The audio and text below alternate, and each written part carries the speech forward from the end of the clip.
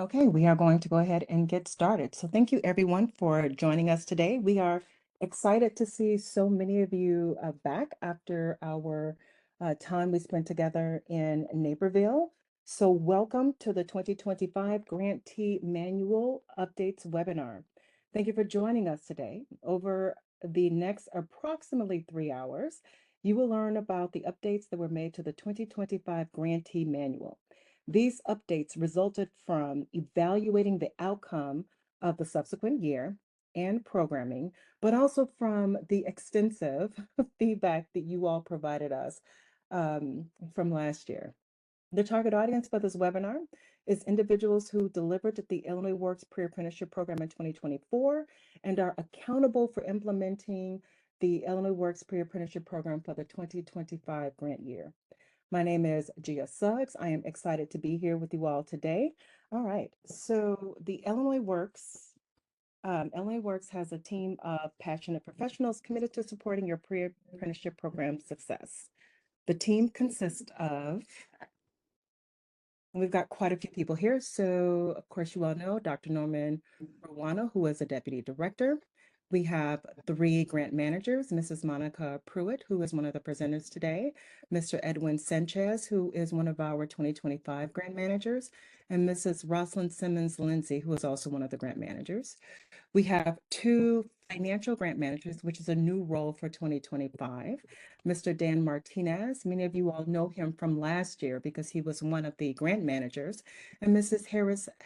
Harrison, who is one of the financial grant managers this year. We have the professional development team. We have Dr. Jeff Doolittle, Dr. Carleta Alston, Dr. Fumia Alpantaku, and Mrs. Olivia Messenbach, and then, of course, myself, Gia Suggs, professional development lead. So for the course overview, the Illinois Works Grantee Manual provides grantees with guidance on how to successfully implement their Illinois Works Pre-Apprenticeship Program in compliance with Illinois Works and the Illinois Works Job Program Act. The original Grantee Manual was released in 2022. The 2025 Grant Manual has been enhanced with additional program guidance. In addition, we have included the application of new and updated management systems, which we have two. One which we will talk about a little more extensively during this session, and additional tools, including exhibits and templates. This webinar is designed specifically for 2024 grantees who were offered and will receive Illinois Works Pre-Apprenticeship Renewal Grants for the 2025 program year, which starts on January 1st, 2025. During this webinar, we will cover each of the major updates in the 2025 Grantee Manual by section. So we will go through section 1, section 2, then section 3. The 2025 Grantee Manual is not yet published, but we expect it to be published shortly. So by the end of this session, you will be able to apply additional guidance provided in the 2025 Grantee Manual and utilize the additional tools, exhibits, and templates provided in the 2025 Grantee Manual. Keep in mind, this session is being recorded. And before we proceed, are there any questions? And you can put questions in the chat.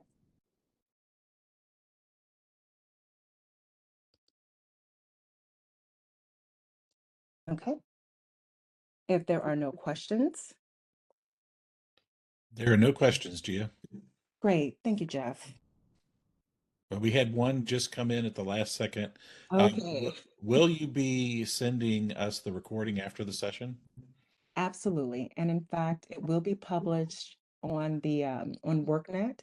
So the same location that you went to register for this session, give us about 72 hours because it takes some time for the recording to be made available and it to be posted. But in that exact same location where you registered, you will also see the recording. So the registration link will disappear and the recording and handouts will replace the registration link. Thank you. One other one came in. This is from Dawn Harris. Is the manual online? They'd like to follow along today and then print it. It will be published. My expectation is early next week.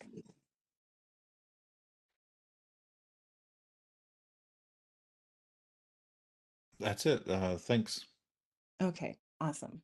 So section 2 is the welcome and introduction. By the end of this section, you will be able to have an opportunity to share some of your expectations for 2025.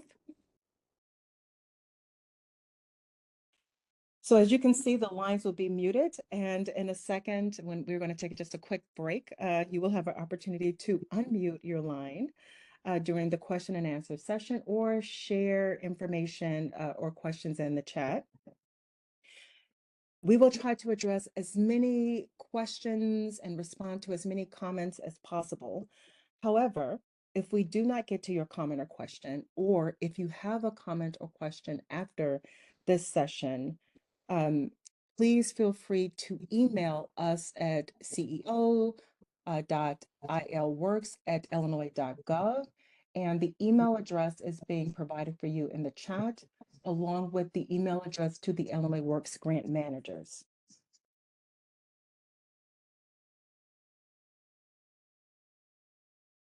So we are utilizing a new Mentimeter feature. You should actually see Mentimeter in the lower right-hand corner of your screen. What you will probably see is a blue button that says continue. If you click on that blue button, then you should actually be able to see a slide that says Mentimeter. You can also go old school and use your phone and click on the QR code on the screen. And that way you can have the presentation on the screen and you can actually use Mentimeter on your phone to participate. So we're trying this out for the first time during onboarding. So we're going to see how this works. But this should help you actually navigate Mentimeter a little bit easier. So again, you can either click the QR code with your phone, or you can, it should be in the lower right-hand corner. And if you click, it'll say external site. So if you click on continue, it should then be made available. But in addition to that, for those of you, because many of you are all of you all should actually be renewals and are accustomed to using Mentimeter, I will ask that the link is also provided for you in the chat. And there's a question from Joe, and Joe is asking if we should email that link, that email address, or should we email, or should you email your grant manager? Please feel free to email your grant manager. And in fact, you can always email your grant manager directly. In addition, those kind of group email accounts are also available to you. If you do not have anything in the lower right-hand corner, go ahead and grab your phone and click on the QR code that's on the screen. But also, Dr. Austin has provided a link in the chat that says Mentimeter. If you click on that link, that will take you into Mentimeter also. So you have options. You can use the QR code. You may have it in the lower right-hand corner. No problem, Joe. Or you can click on Mentimeter, that is the link that's provided in the chat. So you have a couple of choices. And what we're going to do is some introductions. So using Mentimeter, answer the following questions: your name, your organization or agency, your role, or your geographic location. All right, and we already have a couple of responses, but please do add that information to Mentimeter.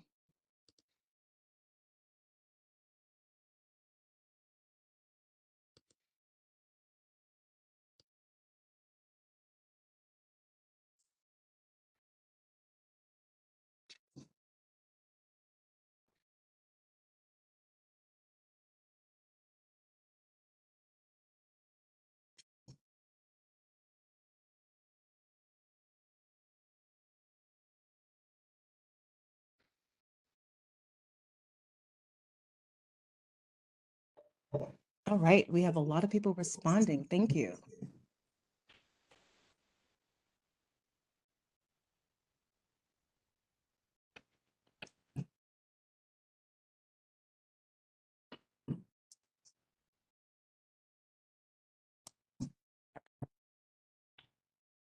All right, we have Jeffries from Girls Lights Out.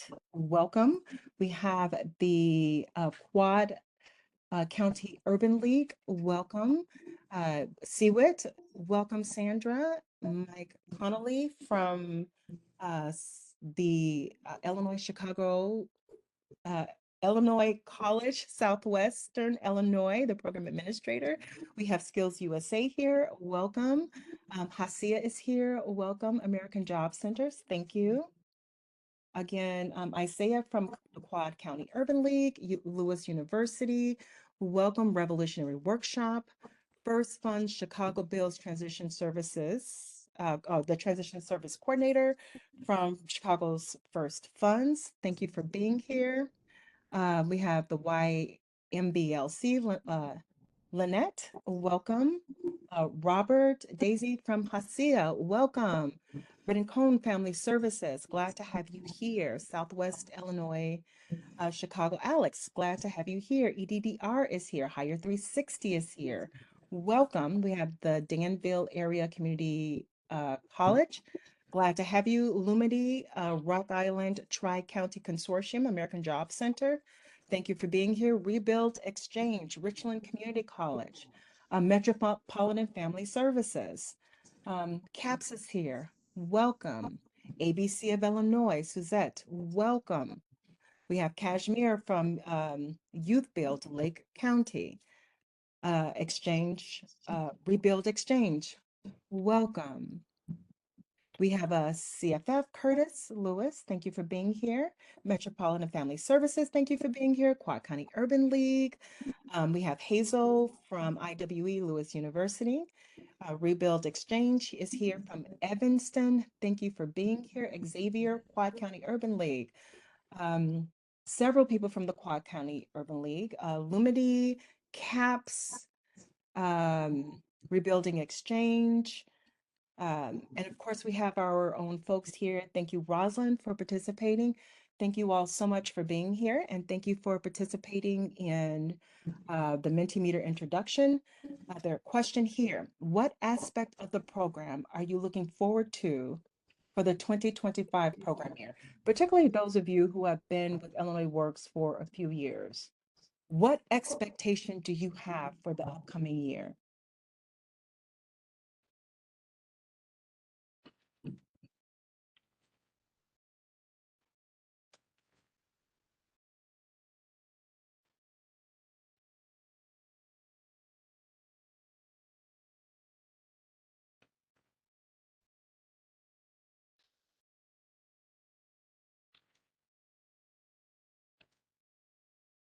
Great, we have comments coming in. Thank you.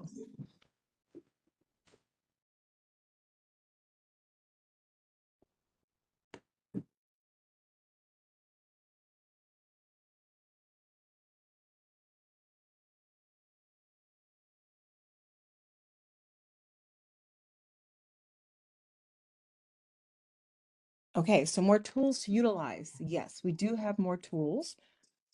Transitioning participants, 100%. Yes. Learning new policies and best practices. Yes. Learn from the previous year. 100%. So that's continuous program improvement. Funds to serve participants. Yes. Our students completing the program. Yes, absolutely. Stronger partnership with Illinois Works. Love to hear that. Um, our ability to partner together well is cornerstone for the success of Illinois Works and each of you all's programs. Looking forward to implementing the CPMP. Absolutely. Putting participants through more seamlessly. Thank you for that. Learning more about IWRS. Thank you for that. We do have a in-person session coming up in this month, toward the end of this month. So part of the feedback we received is that it is difficult to learn a computer system virtually. So if you have new folks that are joining your organization who will be accountable for data quality management, um, they can now participate in IWRS training in person. Community of practice and coaching, awesome. Thank you for that. Transitioning tools for tracking transitions. Yes, bulk attendance. Yes.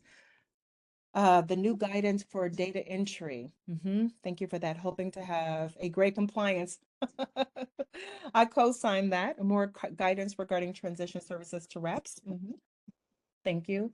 Um, to understand expectations and a little help along the way.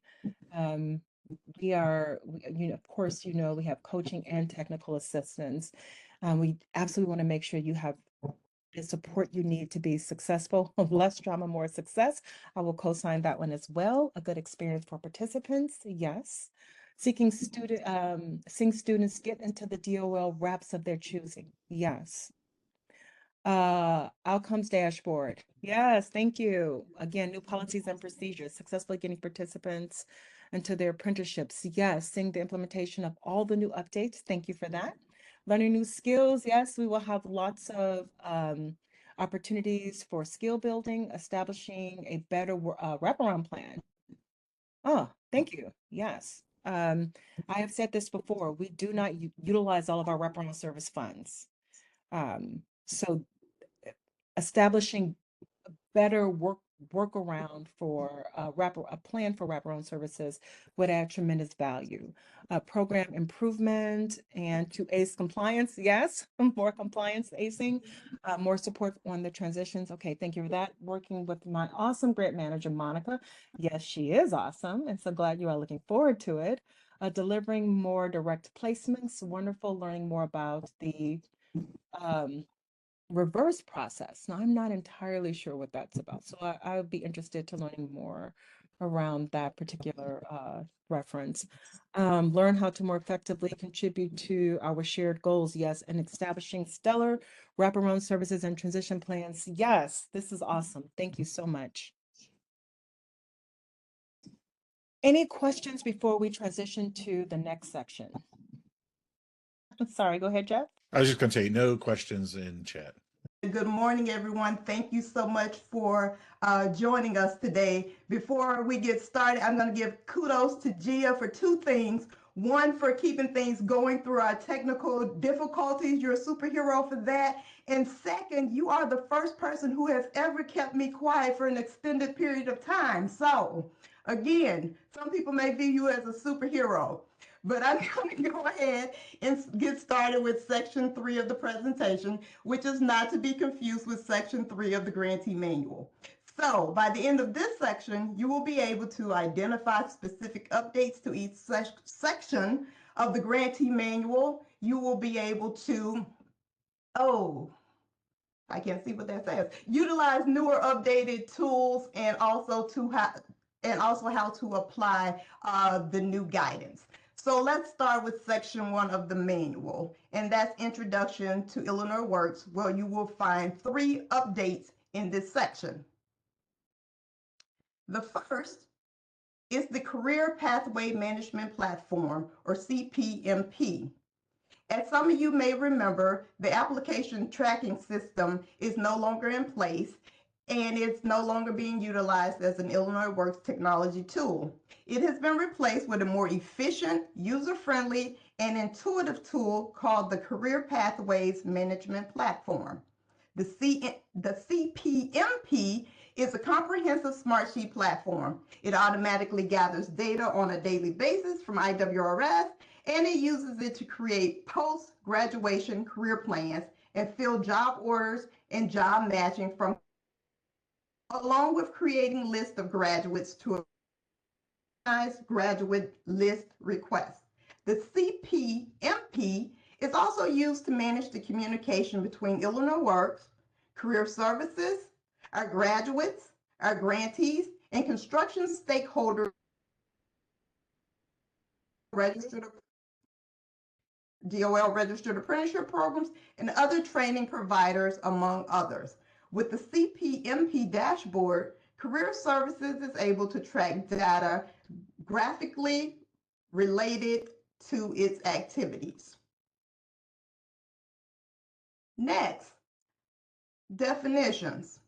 So several definitions have either been added or updated in our grantee manual for 2025.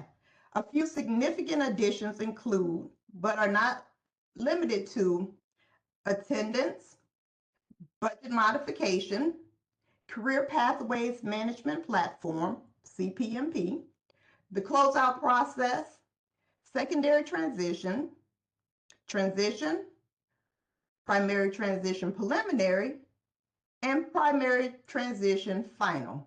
We will review several of these updated definitions throughout this webinar and how they impact guidance for Illinois Works, so stay tuned. Are there any questions about the Section 1 updates before we proceed to address the changes to the next section? If you have any questions, you may feel free to unmute your line or you may post your question in the chat.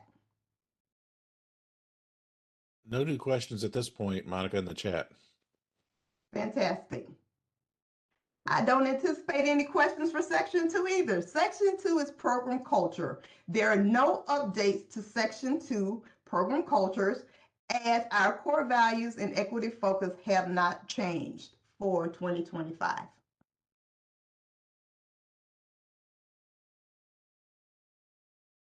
Okay. I feel like my slide may be off.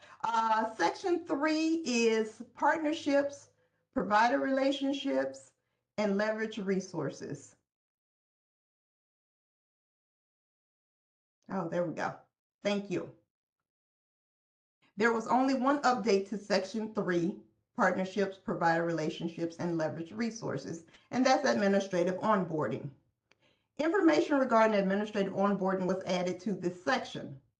Administrative onboarding occurs at the beginning of each program year, where grantees are assigned both an Illinois Works grant manager, and that would be myself, Rosalind, or Edwin, and an Illinois Works financial grant manager, and that would be either Heather Harrison or Dan Martinez. The grant manager will schedule an administrative onboarding meeting with the program administrator as early in the grant period as feasible, generally at the beginning of February. The purpose of the administrative onboarding is to formalize the documents that were submitted during the application process and the negotiation process, along with other required documents that are needed to manage your Illinois Works grant. It is mandatory that the program administrator and any applicable staff attend this meeting to discuss multiple critical topics. I know many of you may have already scheduled your administrative onboarding meeting, or at least you've heard about it. But if you have not heard from your grant manager regarding your administrative onboard meeting, you should expect a communication soon. And for my grantees, I personally thank you for your patience, but I will be in touch very soon. Are there any questions related to administrative onboarding before we proceed? Jeff, are there any questions in the chat? No new questions at this point, Monica. Okay. I don't think I'm going to need all my time. We are rocking and rolling. We will move on to Section 4, Outreach and Recruitment. So Section 4 introduces you to the first phase of the pre-apprenticeship life cycle. There is only one update to this section. We have the IWRS pre-screen assessment. The following note was added regarding the pre-screen assessment. The IWRS pre-screen assessment determines basic eligibility for the program, and you can see the questions here on your screen.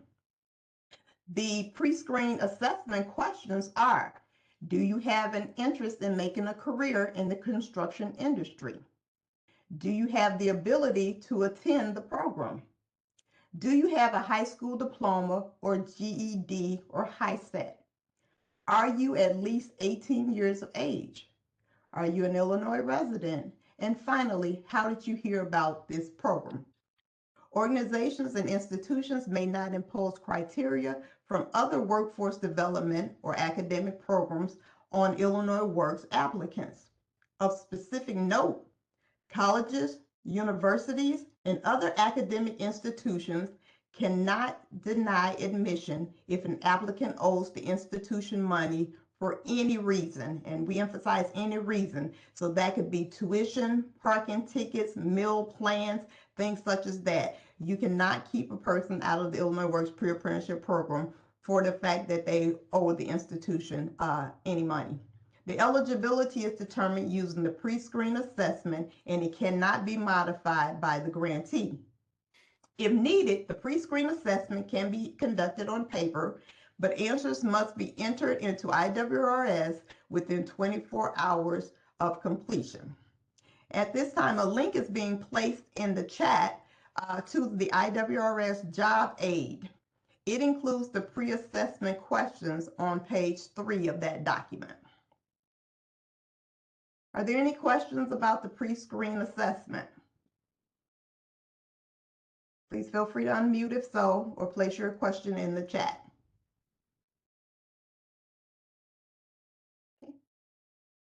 No new questions at this point, Monica. Okay. We might have one coming in just a second here. Well, Yes, Hector, I know you're not able to unmute, but if you could just post it into chat and I'll pass it on, make sure we get those to Monica. So one question that came in, Monica, is why is it required to be done within 24 hours? well, the IWRS system is a real-time system, so in order to keep it up to date, we do really ask that the information be entered as quickly as possible. Thank you, Monica. And we have one other question coming in here. It's a statement. Could you please address the withholding of stipends by colleges attempting to recoup past due balances? And that comes from Mike Conley. Ooh. I don't know the answer to that question, Mike Conley. Dan, do you want to weigh in on that? I mean, obviously, we cannot withhold stipends to recoup money. As far as my understanding is concerned, that would be an issue between the participant and the college, but we definitely cannot withhold stipends for that. But the person also could not be held out of the program for the fact that they owe college money. So can you weigh in on that? I'm sorry, I don't know the answer. Well, I think you do know the answer. You stated it well. College, they are not allowed to, prevent the person from participating or, garnish the supportive services that a participant will receive, whether that's, wraparound services, transition services, the stipend. So essentially, the recommendation there is that those be placed on pause and allow the individual to go through the pre-apprenticeship program. Now, certainly, having a robust financial literacy component to your course and talking to the participants about how they can work with the university after they complete the pre-apprenticeship program might be helpful, but it can't restrict their ability to participate in the pre-apprenticeship program. Thank you, Dan. And Monica, we got a comment. Robert just passed along. Thank you for answering his question about the 24 hours. And then one from Daisy Alvarado is I had someone ask if their high school diploma from another country qualifies them. Do we have an answer for this? In about 2 slides, Daisy, we have an answer to that. So give us just a minute and we'll get to it. Excellent. And then we have one from Hector Toledo. He says, we already have similar pre-screen questions in an application we sent out. Should we send the questions to the grant manager? And certainly, Hector, feel free to send those questions to me. But again, it just needs to be reiterated that the pre-screen assessment that is included in IWRS is the one that you'll be required to use. So I'm assuming you may have some additional questions or maybe some different questions, but the information that's required for IWRS will still need to be used, and you'll still need to use our pre-screen assessment. Thank you, Monica. And we have a question coming from Nadia Hill, similar to high school diploma. It says, I have a couple participants who graduated from the high school but can't access their actual diploma due to the school shutting down. What's the remedy for this? Okay. The most obvious or the easiest I can think of is the service from Parchment. and I believe I'm saying that correctly, where you can actually request, or even the grantee can request the copy of the high school diploma or the high school transcript, because it does not actually have to be the diploma. We will also accept the transcript as long as it includes the information, including, the participant's name, the graduation date, the school, and things such as that. So there are services where you can actually access that information without actually having a paper diploma. Thank you, Monica. That was the last question. And Nadia also said thank you. All right. Thank you all for the questions. All right. So Oh, we are moving on to we had, section 5. Monica, we had one more question just pop in. Okay. Some places don't use parchment. For example, Chicago Public Schools didn't give diplomas, transcripts, and only gave letters saying they graduated last year. Are these letters accepted? Ooh. Again, and I am going out on a limb. As long as the letter, and certainly correct me if I'm wrong, Dan or Jeff, as long as the letter actually includes the same information that would be included on a diploma or a transcript. We need the student's name. We need the name of the high school, the graduation date. It would need to be signed by a, I don't know, superintendent or someone along those lines. But with all of that information, I believe that a letter could be accepted. So, Monica, if I could just Sure. share an additional thought, and we probably need to keep it, back on the updates, because some of these are just more general questions. But one of the things to keep in mind, and it's been updated in I believe the orientation assessment, that a person needs to have a um, a certain grade in algebra to um, apply to certain registered apprenticeship programs. Electricians comes to mind most frequently, right?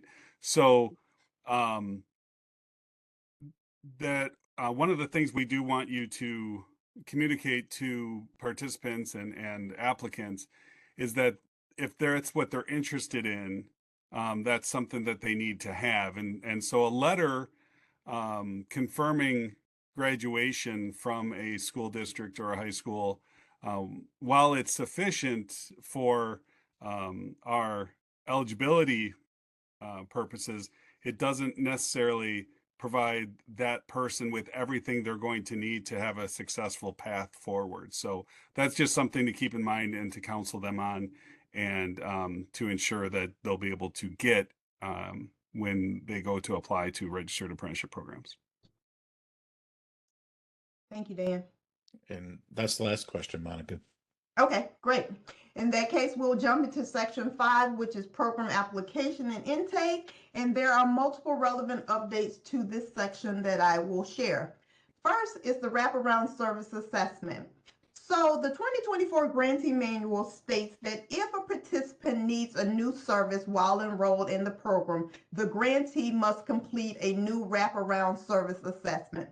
That's not accurate. IWRS does not allow you to complete a new wraparound service assessment. Therefore, if a participant opts into a new, or if they need an additional service while they're enrolled in your program, the wraparound service coordinator must add the new or additional service to the wraparound service goal in IWRS before the new or additional support service will be provided. The wraparound service coordinator must also add a case note to IWRS documenting the need for the new or additional service. And I think one of the examples that I've used before is perhaps a person in the middle of training needs help with daycare for their child. The wraparound service coordinator would add a case note saying something along the lines of grandmother's no longer able to care for child, therefore she needs to be placed into a daycare while the mother participates in training, something along those lines, so we know what the new need is and we know the need or the reason for that new need. So that would be on the wraparound service coordinator to add that case note. Grantees must also add the cost of the new or additional service to the participant profile via the dollar value of service tab. And if you enter your stipend payments on a regular basis, you're familiar with the dollar value of service tab. So there are many drop downs there where you can pick the service that's provided. You would have to provide the information regarding the frequency of the cost per service, but ultimately it's a means for us to track the services that are being provided, but also the dollar value that's associated with them. As far as assessing participant needs are concerned, the method of assessing participant needs has not changed. Grantees will still use the wraparound service assessment in IWRS that poses questions regarding transportation needs, childcare needs, technology needs, things such as that, which actually takes us to the next slide, which provides a list of wraparound services that we do provide. So the list of wraparound service options has been updated to reflect the following: transportation costs, child care and family member costs, technology assistance for virtual learning, driver's education fees, financial literacy, digital literacy, and other wraparound support services. The following have been removed from wraparound services but are still transition services. And those include apprenticeship application fees, mentorship, and alumni networking.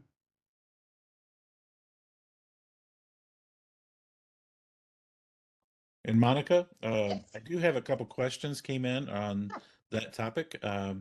One is from Saya Knox. If Illinois Works is not paying for the wraparound service, is it required that we record the dollar value of the service into Illinois WorkNet?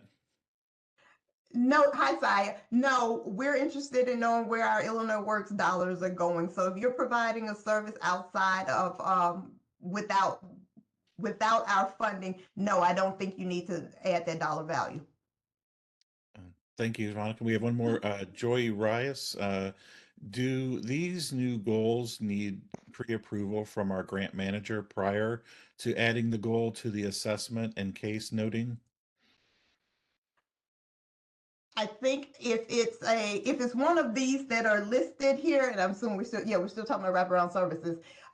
No, if there's a transportation need or a childcare need that comes up, no, you don't need the pre-approval of your grant manager. It would simply be a matter of including the case note in the manner that I just described. If there's something that's huge as far as a dollar amount or something that's atypical, one of the examples that we've used kind of time and time again, I had a grantee who had a participant who was homeless and was not able to care for his needs in order to attend class. So the grantee requested that we provide a gym membership to that participant in order that he could shower and clean himself and things such as that, so that he could be present and participate in class. And that was something that we would do as a wraparound service that is not typically, obviously we don't typically provide gym memberships to our participants.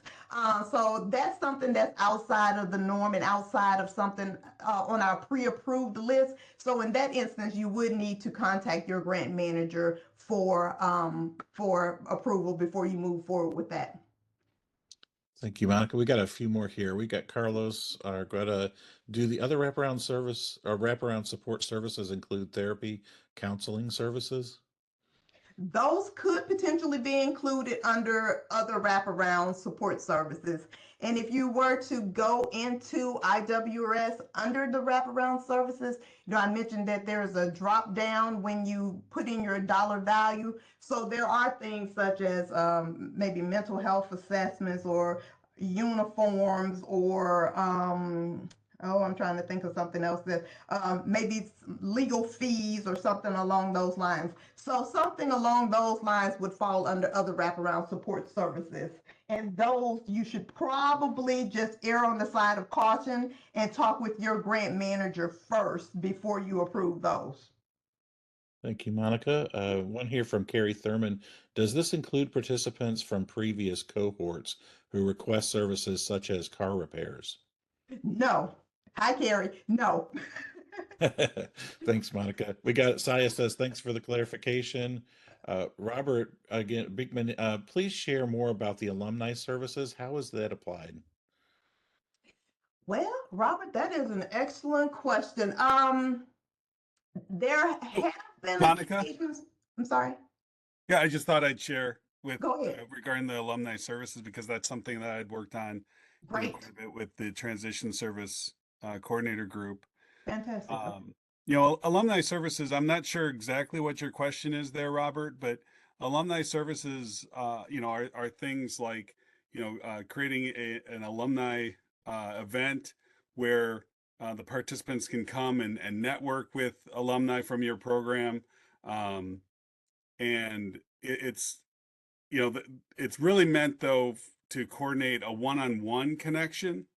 So, um, initially you want to try to pair people up more almost, along the lines with mentoring, but there typically aren't costs associated with it, right? So this shouldn't be something that you would need to utilize that dollar value of service. We're actually going to talk about that for the transition services later on, but I don't know if that answers your question in terms of what alumni services were. But if you have additional questions, you can always, reach out to your grant manager or see what it says in the 2025 grantee manual. Thanks, Dan. Robert replied, got it. So, and then one here, Monica from Salvador Serna. What is a large dollar amount? Can you give us an example? So I'll use a car repair as an example. Ordinarily, we say that we will cover a car repair up to a $500 threshold. But I assume that, if it were a $600 car repair, things like that, certainly you would take to your grant manager and we would be able to at least discuss in order to have that approved. An example of one that's actually considered a pretty large wraparound services, um, initiation fees. We do not pay union dues. However, if you were to have a participant who enrolled in a DOL registered apprenticeship program and there was a large initiation fee, sometimes those could be maybe $1,000 or so, and that person would not be able to accept the position without our aid. In a situation such as that, we would, again, you would need to ask your grant manager first, but we would cover things like the initiation fee so that that participant or that graduate of Illinois Works could accept that position. Thank you, Monica. And that is the last question at this point. Okay, great. All right. Where are we? We are wet signatures. Okay. So one of the documents that is required as a part of enrollment is the commitment agreement. And basically it's a document where the participant is saying, yes, I agree to participate. Yes, I'll be here on these days. Yes, I'll be here on this time. Yes, I will use your equipment in the way that it's meant. So regarding the commitment agreement, a physical signature, also known as a wet signature, is preferred. Now, we will accept a secure electronic signature from both the participant and from the authorized representative of the grantee. However, again, because it is an actual commitment to participate in this program, we do prefer a wet signature in those instances.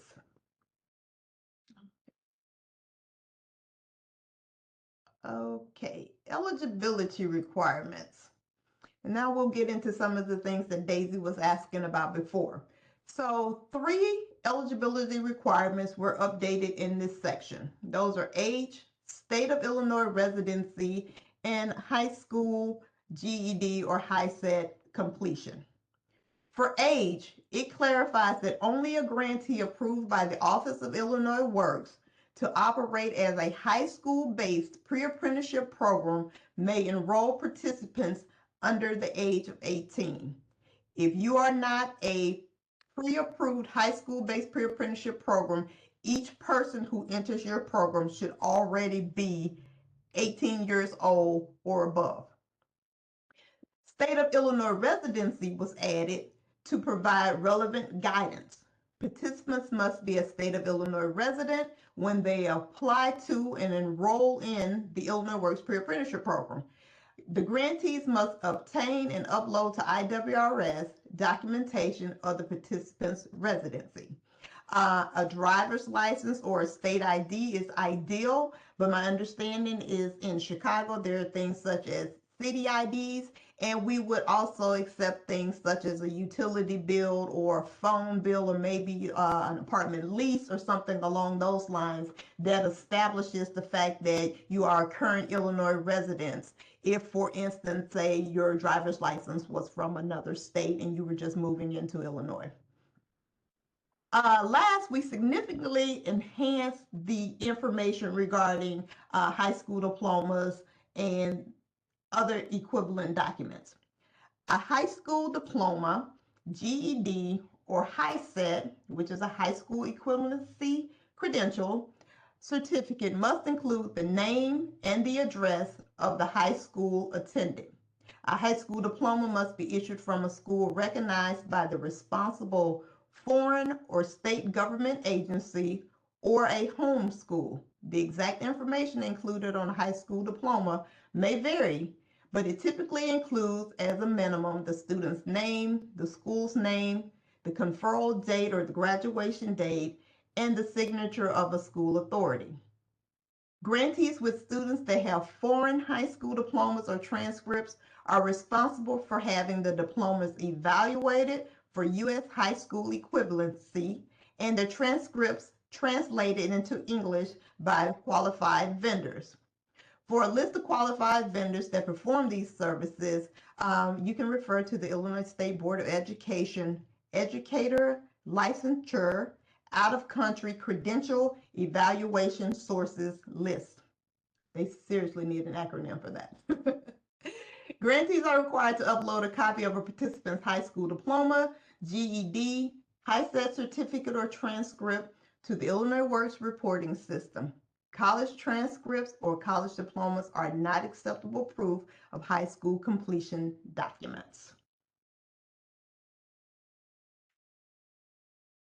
A participant's legal name must also be entered into IWRS. The legal name will also be used when issuing certifications such as the First Aid CPR card, the OSHA 10 certification, and any other certifications that your program may provide. It is extremely important that the participant's legal name, first and last, is included and that is used for each one of those documents that I just spoke of. Government documents demonstrating the name change must be uploaded to IWRS for an individual who has experienced the name change. And in those, for instance, you may have a female in particular who has a high school diploma that has a different name from her current legal name due to marriage, divorce, etc. We also have students who have transitioned from one gender to the other. So they would need to provide some documentation of the fact that, you know, they are indeed the same person. The note was updated as well to include the following. Contact information that was collected in the pre-screening assessment or during the creation of an Illinois workNet account will be automatically copied to the application, including name, phone number, and email address. So again, it's extremely important that the legal name is used at all times because that information does transfer between documents.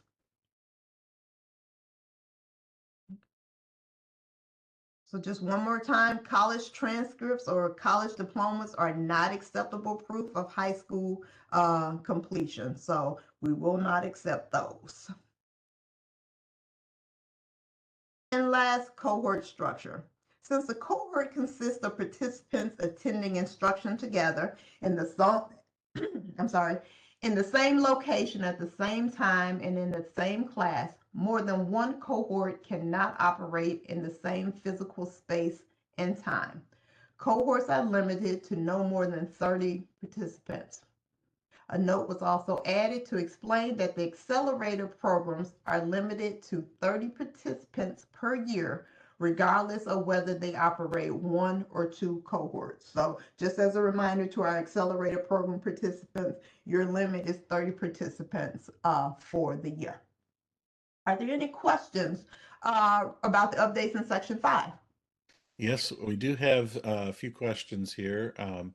Some go back to the wraparound. The first one here is wraparound services related. What if one of the unions requires so many months up front of dues along with initiation fees? Again, we will cover initiation fees, but we do not pay union dues. I assume that that's something that you could probably vet with your grant manager. Under some extenuating circumstances, perhaps that could be allowed, but in general, the grantee manual states that we do not pay union dues. Yeah, and that was William Diddy. Okay. This one is coming from Antoine Heron. Is the breakdown of those thresholds or allowances per type of services paid found in the grantee manual? The only service that actually has a threshold assigned to it is car repairs up to the $500.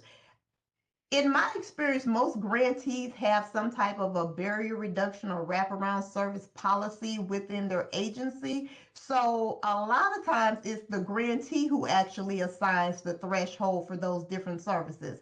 But in the meantime, you would also want to take into account what has been included in your approved budget. Each budget should have a line item for wraparound services. So sometimes you may have it broken down per participant. So if you've set aside $1,000 per participant, obviously when that person has utilized that $1,000, then you're no longer able to provide wraparound services to them. I think what we asked in the most recent NOFO is that all of your wraparound services and transition services and things were lumped into a total dollar amount. So therefore, you could access the money as needed, where, for instance, you may have one participant who only needs one $25 gas card, but you may have another participant who needs $1,000 in rental assistance. So you're able to provide what each individual participant needs as opposed to being limited by the individual dollar amount. So a lot of that's going to be on the grantee to decide what's feasible and how much they're able to pay for those different and various services. Thank you, Monica. The next one here, Rahid Davis. If they paid over $500, could we give them the minimal amount back? So first, we don't reimburse participants for fees or things that they've already paid. That's something that would have needed to be addressed on the front end, where the grantee is paying that car repair or whatever the case may be, but the participant can't go and pay $600 to have their car repaired and come back and we give them $500 reimbursement for those expenses. That's not at all how this works. Sorry. Thank you, Monica. The next one here, Jackie Lawson. This is a high school question. We are a high school program. If they don't have their license yet, would a school ID suffice for the state of Illinois residence proof? Hi, Jackie. Yes. Thank you. This is next one, Daisy Alvarado. Again, high school related. I wanted to clarify that the requirement of the program is also legal authorization to work in the U.S. Is that correct? I don't know that that is indeed the case. We don't. Look, as I'm stammering here, that's not an eligibility requirement. Dan, did you want to say anything additional about that? No, just it's not an eligibility requirement. Okay. Thank you. Mhm. The next here is Mike. Oh, sorry. And that's a technical issue. This one's from Monique Knight. This does the grant manual provide a reference example of a high set? No, Monique, it does not. As a matter of fact, I had to Google HiSET to figure out what it was myself. So no, I'm sorry, the Grantee manual does not. Thank you. And this one's from Nadia Hill.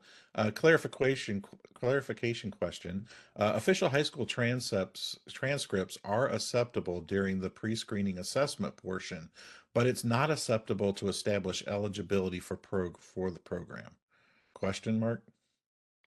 A high school transcript is acceptable for enrollment into the program as long as it is I'm going to say a final transcript that shows the graduation date. You know, oftentimes we'll get a transcript that shows that the person did indeed attend high school, but it does not necessarily show that they graduated from high school. So as long as the transcript is a final transcript and provides that graduation date, then yes, that's fine. We will accept that.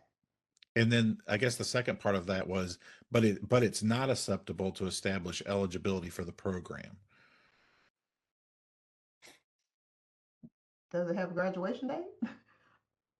Uh, it does. That's acceptable as long as there is a graduation date and there's proof that that person did indeed graduate high school. All right. Thank you, Monica. Mhm. And this is Sandra Burdent. What is the acceptable document for proof of residency for students who have out-of-state licenses? So as we discussed, if there's an out-of-state license, perhaps they would have a lease for an apartment that showed their Illinois residence, or a utility bill, a telephone bill, some piece of official mail or something along those lines. Because, you know, obviously we do understand that some people may have transitioned into the state, or they may just simply not have gotten their new driver's license yet. So something that shows their actual residence, but it would be, again, a bill or a third party piece of mail, official mail.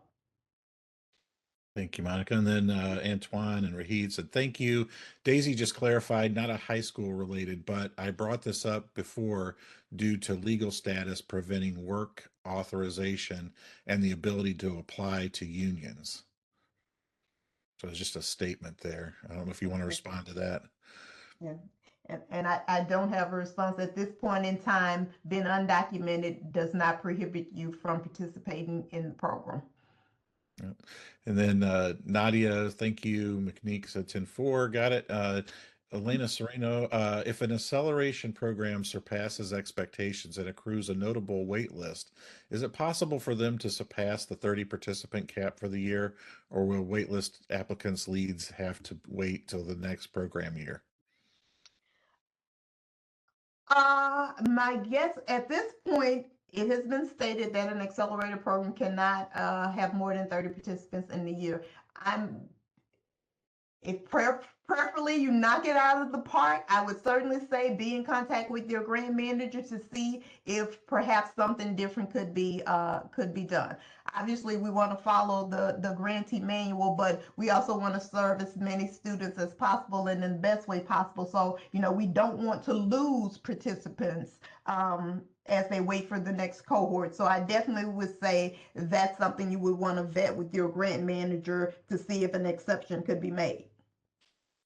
Thank you, Monica. And then last question, this comes from Salvador Sereno, are undocumented immigrants who have high school diplomas and a driver's license, can they apply for the program? If they are over the age of 18, if they live in the state of Illinois, if they have a high school diploma, and if they are interested in construction as an occupation, they can enroll in the Illinois Works pre-apprenticeship program. Thank you, Monica. And Elena said, thank you. And that's the last question. All right, great, fantastic. Thank you all. All right, so I'm getting close to the end of my portion. We're at section 6, participant wraparound services and student support services. So there are also a few important updates to this section. One is transportation costs. We provide a lot of gas cards. So under wraparound services assessments, the allowable cost for transportation was updated with the explanation that gas station branded cards such as Shell, BP, Marathon, Exxon, or other gas stations in your area must be used when providing gas cards as a wraparound service for Illinois Works Pre-Apprenticeship Program participants. Generic Visa gift cards and cash cards are not an allowable cost. Next are our attendance rosters. So participants are to be present for their scheduled training and work-based learning sessions. Regular attendance and participation are essential to student success. Illinois Works Pre-Apprenticeship grantees are required to track all training attendance of participants using an approved attendance rosters. These attendance rosters will be used to confirm the accurate reporting of attendance and appropriate payment of stipends. So included in the 2025 grantee manual is an updated Illinois Works attendance roster template. And it includes the required features of the roster. And those include things such as, your instructor signatures, your program administrator signature. We ask that the participants, sign in. We'd like a wet copy or wet signature from your participants. Also, we need to know the total number of training hours provided per training modular, and then we need to know the individual hours that each participant was present each day. So included in the appendix of the grantee manual is the updated attendance roster. It has to be stated that use of this attendance roster is not required, but it is very strongly recommended that grantees utilize the Illinois Works Pre-Apprenticeship Program roster to track their attendance. If you are a grantee who wishes to use an alternative attendance roster, you must submit the attendance roster to your Illinois Works grant manager for approval prior to use. So that would be a document that it would be ideal to have on hand in the next couple of weeks when you meet with your grant managers for your individual one-on-one grantee onboarding meetings. I think those were the only two updates for Section 6. So are there any questions there? No questions at this point in chat. All righty then. So my last section here, Section 7, which is training, instruction, and certifications. So similar to the last section, there are several important updates to review in this section as well. The first one is curriculum requirements. The minimum hours for 2025 have been updated from 177 to 183. Illinois Works Pre-Apprenticeship Program grantees must offer a minimum of 183 hours of instruction, not to exceed 300 hours unless approved by Illinois Works. A sample curriculum titled 2025 Proposed Curriculum was added that includes the following required instructional hours. And those include the Illinois Works Program Orientation, which a stipend can be provided for up to 4 hours. Introduction to Construction and the Trades, which is required. Construction certifications, and the 3 programs that that are currently pre-approved are the Trades Future MC3, NCCER, and ICCB. But there are other Illinois Works approved curricula that you may use. However, you would need to consult with your grant manager if you were using something outside of Trades Future MC3, NCCR, or ICCB. OSHA, 10-hour construction, first aid CPR, other nationally recognized certifications if applicable. Employability skills must be based on Illinois Essential Employability Skills Framework, where 32 through 40 hours are required. New for 2025 is a requirement for 4 hours of harassment prevention training and also 4 hours of diversity and inclusion in construction. Test taking skills are required at 4 hours. Work-based job site learning is required at 10 through 50 hours. Math is so important. Supplemental shop math has a 40-hour requirement. And then, of course, additional modulars may be added to benefit participants. So, many of our grantees do have additional modulars and trainings that they provide. The Illinois Works Pre-Apprenticeship Program welcomes construction education programs offered by high schools and colleges.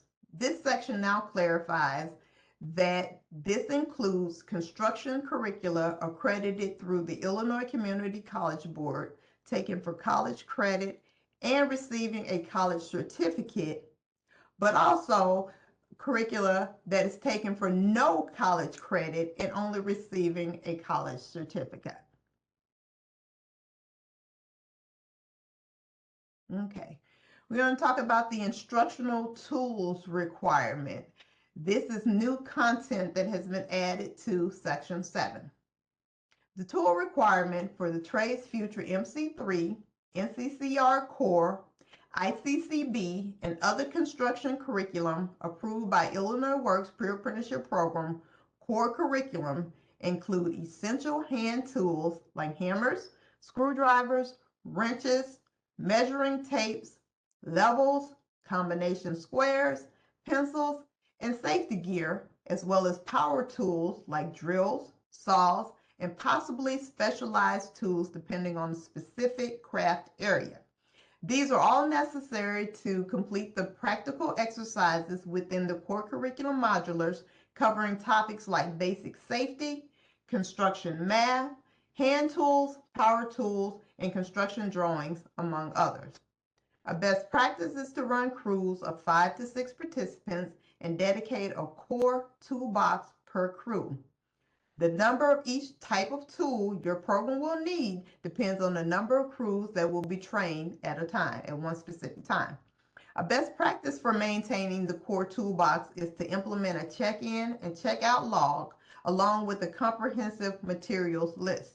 Assign a tool manager role to a crew member to oversee the process, ensuring all tools are properly checked in and out, and regularly inspected for quality and functionality. Some of the safety gear should be included in your toolbox. Our essential safety gear like gloves, safety glasses, and hearing protection, those are always required when using any tools in a training program. Pre-selected set. A core toolbox will be included. Will include a pre-selected set of tools to cover the essential needs for completing the construction lab modulars and job site hands-on practice. A typical core toolbox includes a variety of essential tools and accessories specific to the program. Tool storage solutions such as rolling tool cabinets and tool chests keep your workplace organized.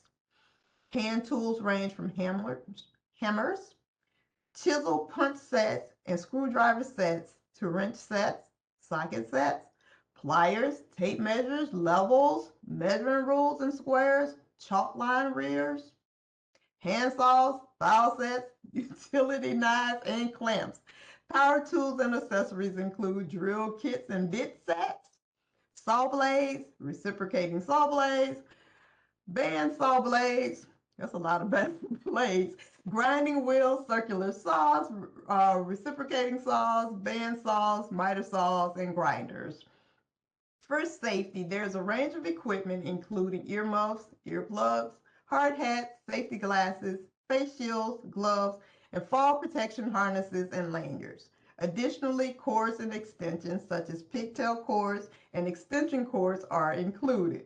Finally, measuring tools like levels, tape measures, squares, and chalk line reels complete the core toolbox. That is a lot of equipment. Okay. So we needed to make some clarification around OSHA construction. OSHA 10 construction is specified as the credential that should be received over OSHA 10 general industry, which is geared more towards the manufacturing field.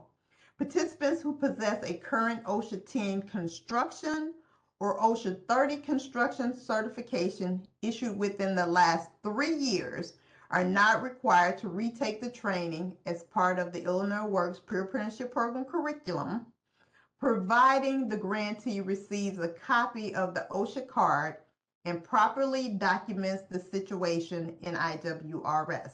So that would, of course, include uploading that document to IWRS, but also providing a case note. Note that although OSHA 30 construction may be used to waive retaking the OSHA 10 construction training, grantees may not substitute OSHA 30 construction training for OSHA 10 construction. You may not substitute OSHA 30 for OSHA 10. OSHA 30 construction training provides a greater depth of training that is more appropriate for construction supervisors and managers. Excuse me. Okay, next, there's the NCCER Career Safe OSHA 10 curriculum. For grantees who are offering NCCER, the Introduction to Basic Construction Skills modular incorporates Career Safe's OSHA 10-hour construction training into the lesson plan.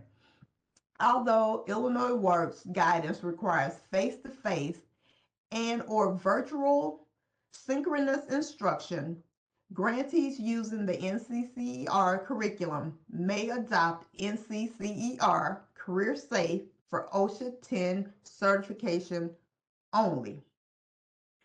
For those who are not familiar with Career Safe, it is an asynchronous curriculum that provides training and assessment specific to OSHA 10 guidelines. For the Illinois Works Pre-Apprenticeship Program to accept Career Safe to fulfill the OSHA 10 certification requirement, it is important that grantees keep in mind that Career Safe instruction must be taught in person in an interactive format, and it must be facilitated by an NCCER certified instructor with required knowledge, experience, and training in construction safety practices. Okay, so let's talk about personal protective equipment. To ensure the safety of our students, the use of personal protective equipment, or PPE, is mandatory while engaged in construction-related activities, including on-the-job training, work-based learning, and internships or externships. Here we go. This expectation applies to all students, instructors, trainers, and personnel involved in Illinois Works Pre-Apprenticeship Program practical learning experiences. PPE requirements as appropriate for the learning experience include head protection, eye and face protection, hearing protection, respiratory protection, hand protection, foot protection, and also back support. Grantees are responsible for maintaining personal protective equipment. Reusable personal protective equipment is designed to be used multiple times, offering a more substantial alternative to disposable options. Reusable PPE typically includes items such as leather gloves, steel-toe boots or shoes, eye protection, and face shields that must be cleaned, disinfected, and reused over an extended period. Disposable PPE is intended for single use and may include most ear protection. If the PPE is reusable, it should remain the property of the grantee. By implementing and adhering to this PPE policy, Illinois Works Pre-Apprenticeship Program aims to prioritize the safety and well-being of all of its participants.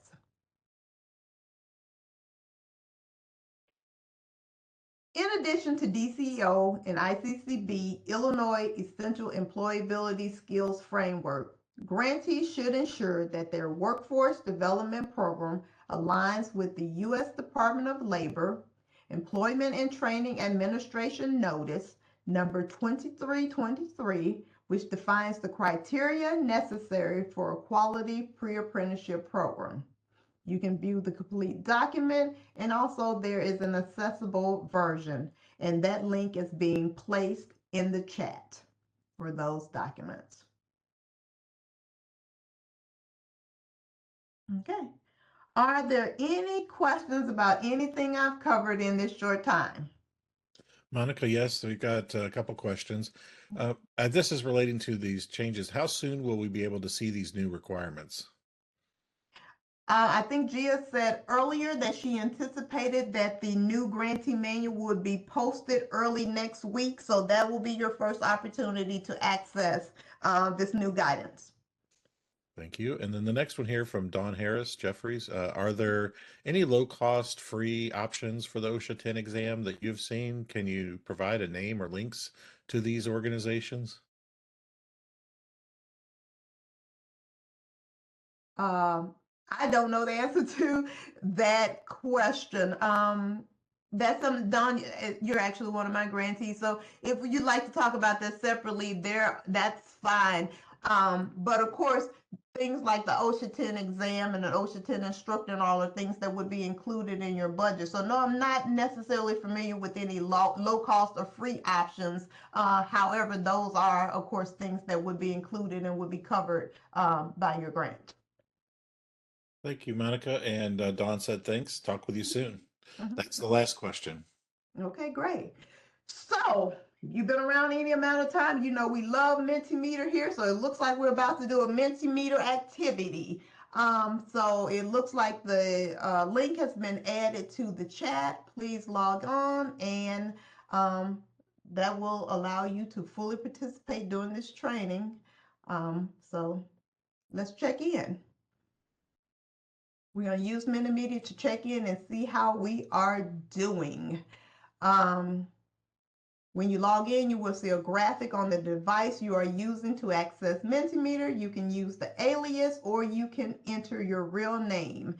And a message will come up that says, get ready to play. It looks like Vroom is what we're playing. Okay, looks like we got 15 questions. So let's jump in and get started.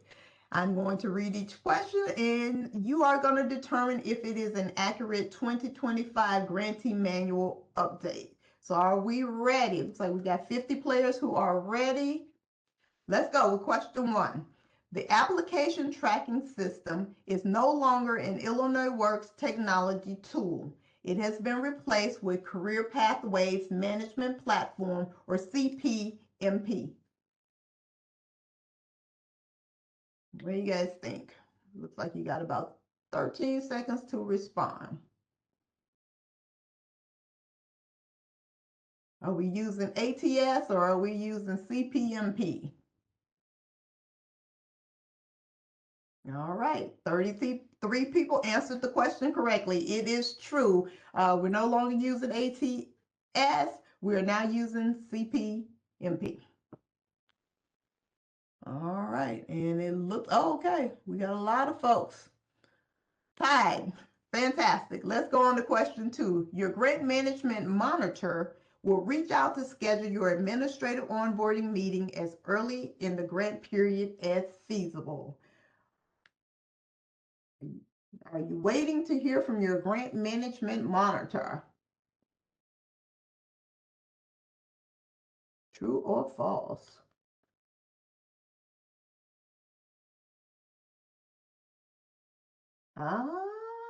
The answer is false. You're actually waiting to hear from your grant manager. As you were introduced at the onboarding meeting in Naperville, we do have a new monitoring management grant manager. However, she is not the one who will be contacting you in this instance. So looks like a few people have fallen off, and we still got a couple people here in tie for first place.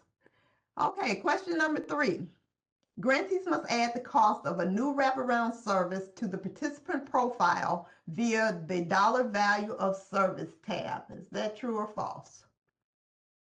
How do you add a new wraparound service to the participant profile?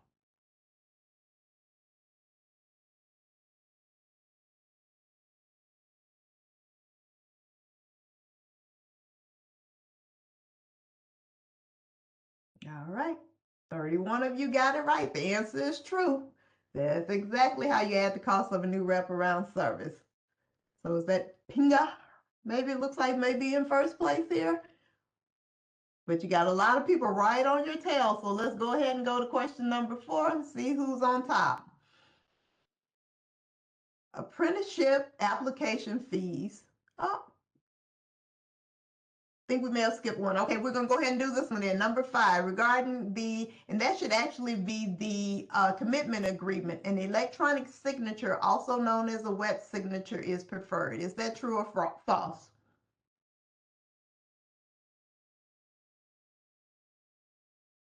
And of course, the answer is false. We would actually prefer a physical signature or a wet signature as opposed to an electronic signature. All right. It looks like Frosty added quite a few points there, so congratulations. Leaderboard is still looking good.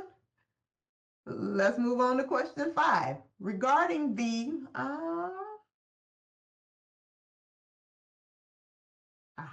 let's do question 6. Cohorts are limited to no more than 30 participants. Is that true or false?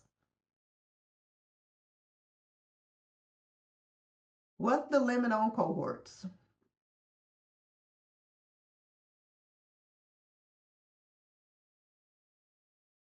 All right. Congratulations to everyone who said true. Cohorts are limited to no more than 30 participants. Let's see who's leading now. All right. Looks like Pinga and Wolfmeister are still neck and neck. All right. Let's go to question 7.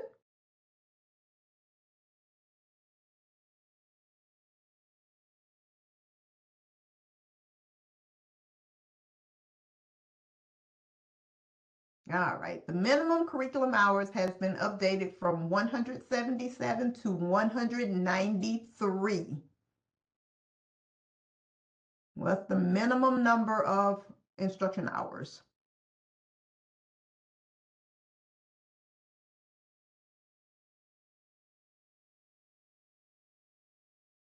All right. Congratulations to all the false. The answer is 183. Okay. So I have about 3 minutes here and a lot of questions left. So we're going to move a little faster as we go through. So let's look at question number 8. Illinois Works expects an OSHA 10. It does not matter if it's OSHA 10 construction or general industry. It's either or fine.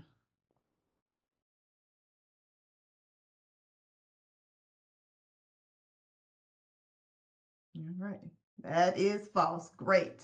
OSHA 10 construction is specified over OSHA 10 general industry. Good job, guys. Number 9. And I'm sorry if I'm rushing you, Jeff. I appreciate you. It is important to note that all personal protective equipment or PPE should be reused up to 3 grant years. Is that true or false?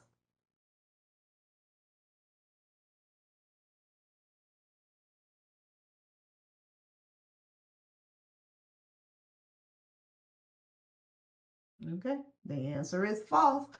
We would like to have those things reused over an extended period of time as long as it's feasible and safe. Okay, great. And actually, okay, that's fantastic. We didn't have as many questions as I thought. Let's see who ended up on the top of the leaderboard. It looks like Builder. Yep. Looks like Builder's our winner. So I'm not sure who Builder is, but congratulations. Great job to everybody who participated. And thank you all so much for your time. I think we may be taking a short break. Gia, correct me if I'm wrong. And then when we come back, Dan will finish up with us with the rest of the sections. So thank you all. Thank you, Monica. Yes, that's perfect. So right now it is 11:05. Let's just take a quick 5-minute break. And when we come back, Dan will lead us through sections 8 through the end of the last section. in the grantee manual. So see you back at 11:10. Well, welcome back, everyone. Hopefully you enjoyed your break. We will pick up, let's see, Monica finished with section 7, so we are going to pick up with section 8. That is the program completion, training services, and follow-up. So we have a few important updates from this section.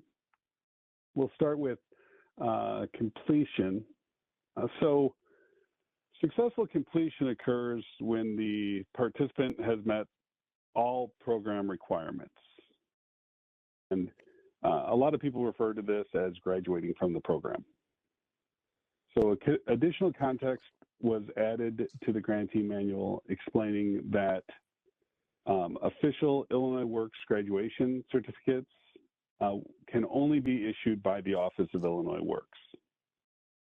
So this will happen after the grant manager verifies that all program requirements have been met through the documentation in IWRS. So if a in-person graduation occurs before receiving the official certificates from the Office of Illinois Works, the grantee may issue participation certificates. And I know some programs, some grantees have their own program title that they talk about in terms of apprenticeship readiness.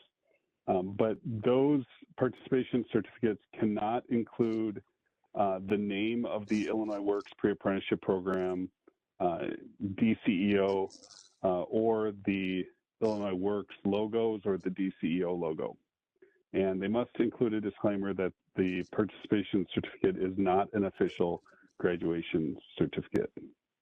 Now, one of the important reasons for this is that graduates can use those certificates, the official Illinois Works certificates, to show contractors, employers, even registered apprenticeship programs that that graduate carries with them the first part of bid credit eligibility or apprenticeship initiative compliance. Of course, the second part of bid credit eligibility is that they are a registered apprentice. Or we talked quite a bit about this at the orientation meeting last week. So that certificate shows those contractors, those employers, that the person does carry with them that bid credit eligibility as long as they are also a registered apprentice. The participant may be verified by the grant manager, again, through monthly compliance or closeout. And they may also be verified as complete if the grantee submits a completion appeal on behalf of the participant and that appeal is approved. So, typically it goes through the compliance process, but it can also go through an appeal process. Next up, we have the participant satisfaction survey. So a big change here is that moving forward, the survey engagement will be a metric reviewed during monthly compliance.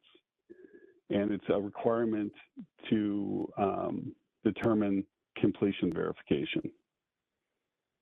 So grantees must ensure that at least 75% of their graduates in each cohort complete the survey. So this is going to be very similar to how we require that all of the attendance rosters for an entire cohort are uploaded before we will review any participants for completion. The same holds true for the satisfaction survey. That cohort must achieve a 75% completion rate of the satisfaction survey in order for us to initiate the completion verification for that cohort.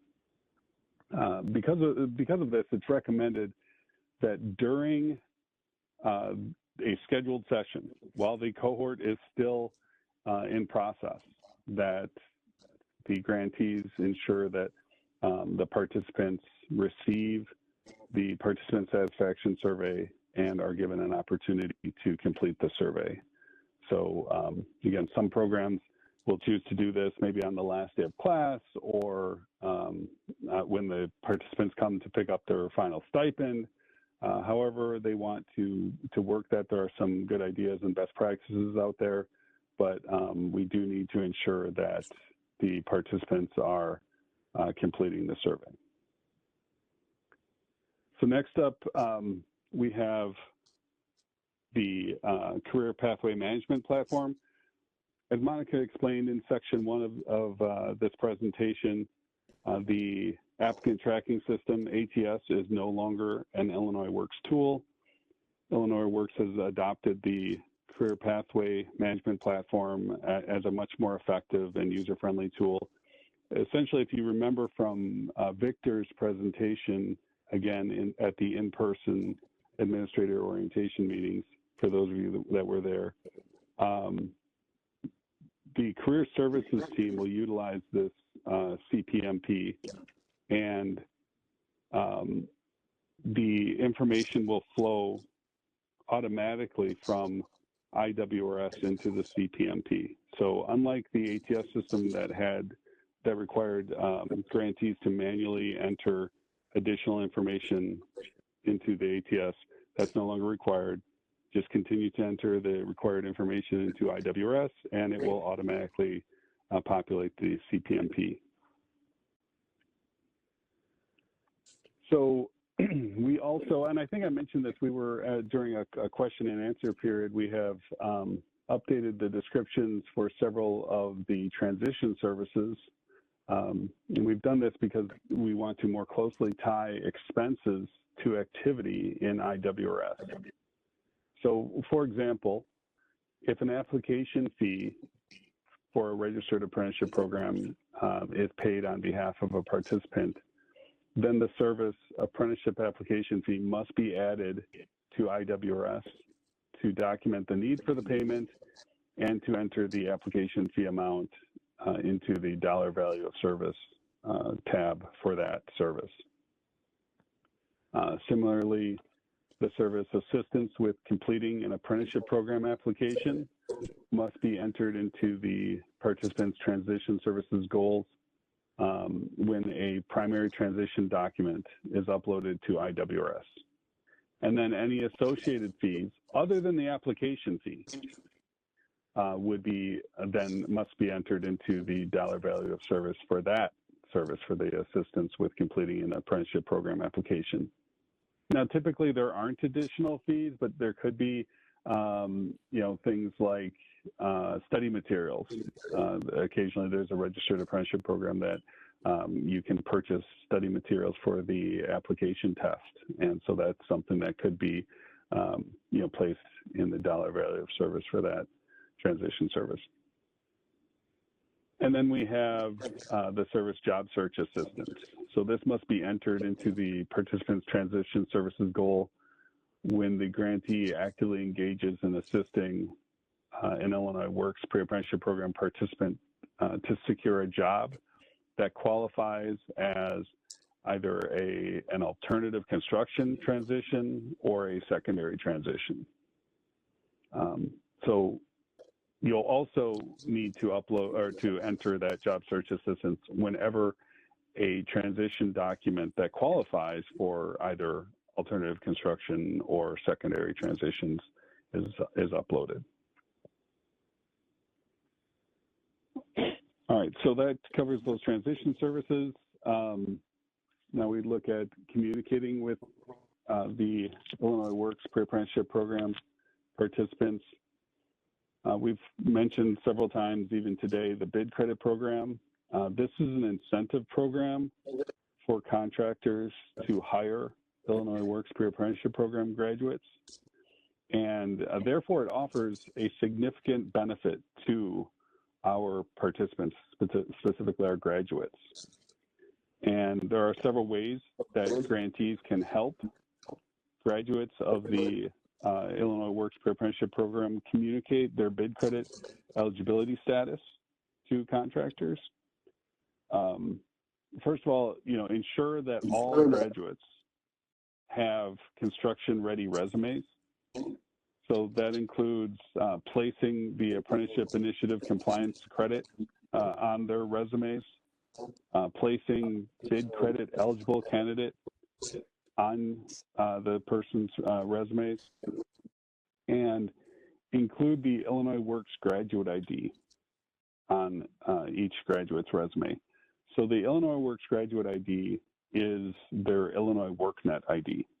And everyone can, not only can you receive that in IWRS, but that's also part of your verification worksheets. So when you receive back your monthly compliance, and your verification worksheet shows that an individual has been, their completion has been verified, right next to that is their Illinois workNet ID, which will function as their Illinois Works graduate ID. This is extremely important because the contractors that will be utilizing the bid credit program will utilize that person's, the participant's Illinois Work graduate ID to verify their bid credit eligibility with the Office of Illinois Works. So that's a very detailed process, and we want to make sure that all of our pre-apprenticeship program participants are aware of it, aware of that advantage that it confers them, and understand how to use it and ensure that it's on their resume. There'll be a, just as a side note, this is not obviously the IWRS update meeting, but there will be an upload for resumes now on the completion follow-up page. So that's something that is done when you move someone from enrolled to complete or completing in transition.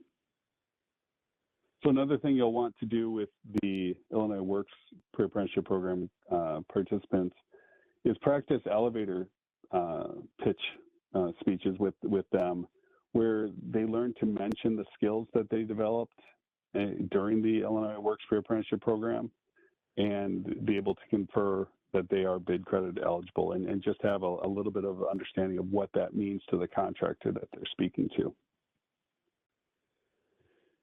And when they're discussing the benefits of, why should we hire you with a contractor, when those graduates are discussing that, they'll be able to discuss, just very briefly, that what the bid credit program is, how they confer that eligibility to the contractor, and how they can assure that the contractor meets the apprenticeship initiative compliance based on hiring that individual. So it's important for the Illinois Works participants to know that they can show their official certificate or completion card to a potential employer or contractor. Those cards, again, will have their Illinois Works graduate ID number on them, and they will, prove that the graduate has that ability to satisfy the apprenticeship initiative compliance and provide bid credit eligibility for their employer. So are there any questions? I know I covered several things just now. Are there any questions from section 8? Yes, there are, Dan. We've got a few in the chat here. First up is from Daisy Alvarado. Could transition services cover the cost of the math exam for unions that require a certain math grade that the participant may not have received in high school or due to having a GED?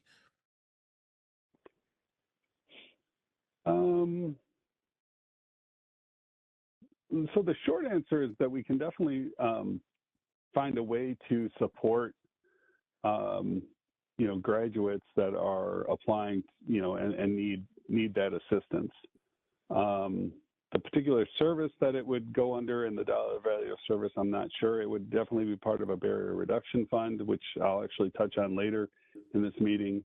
So I'm just going to leave it at that. The short answer is yes, we can find a way. And really, this relates back to this question and several others that we've had throughout the meeting. Always go to your grant manager for pre-approval. Whenever there's something that's not explicitly defined in the grantee manual and you're thinking, well, this exceeds a typical cost, or this isn't really outlined here, go to your grant manager for pre-approval of that and we'll find a way to assist the participants. Thank you, Dan. We have another here, William Diddy. Can we still pay for tutoring prior to any testing given to get into a DOL wrap by the unions? So once a person graduates from the Illinois Works Pre-Apprenticeship Program, then we have to be careful in terms of the services that we provide and how they're defined. Because once a cohort ends and the instruction is over and the person has graduated, the only services that can be provided are transition services. And so this kind of relates to Daisy's question as well. So we couldn't do tutoring at that point, right? Tutoring is a student support service. Those are academic services that have to happen during the instruction of the cohort, which would be a great time to do that, right? While during the cohort, they could be receiving that assistance, that extra math assistance, in order to ensure that they can pass your construction math curriculum. But so that's just something to be very careful of, that we have to ensure that that you're only providing transition services after graduation. Thank you, Dan. Another one here from Daisy. And what is the timeline for providing financial assistance for transition services? Participants may join the union a year after Illinois Works and need help with the initiation fees then. Yes, so transition services can be applied anytime up until enrollment in the registered apprenticeship program. Of course, it has to, tie in with your, with your grant. There are organizations, and we're going to actually discuss carryover credits, right? But your grant could close, and you might not renew and be a part of the Illinois Works Pre-Apprenticeship Program, and so you wouldn't be able to incur additional expenses. But the shorter answer is that yes, if you're a Illinois Works Pre-Apprenticeship Program grantee, you can continue to support your graduates through transition services up until the point in which they enroll in a registered apprenticeship program. Thank you, Dan. This one's from Nadia Hill. How soon after completion of the program should the participant expect to receive their official graduation certificate from Illinois Works? And what's the method of delivery for it? Is it mailed, emailed, or et cetera? Well, that is a good question. The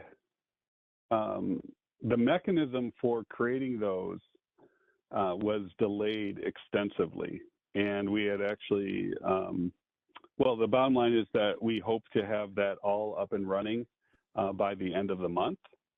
So for 2025, the short answer is the mechanism would be that after the monthly compliance, where your grant manager verifies completion, they would transfer that information to the Office of Illinois Works to create the certificates and the cards, and then those would be mailed out to the grantee to distribute to the graduates.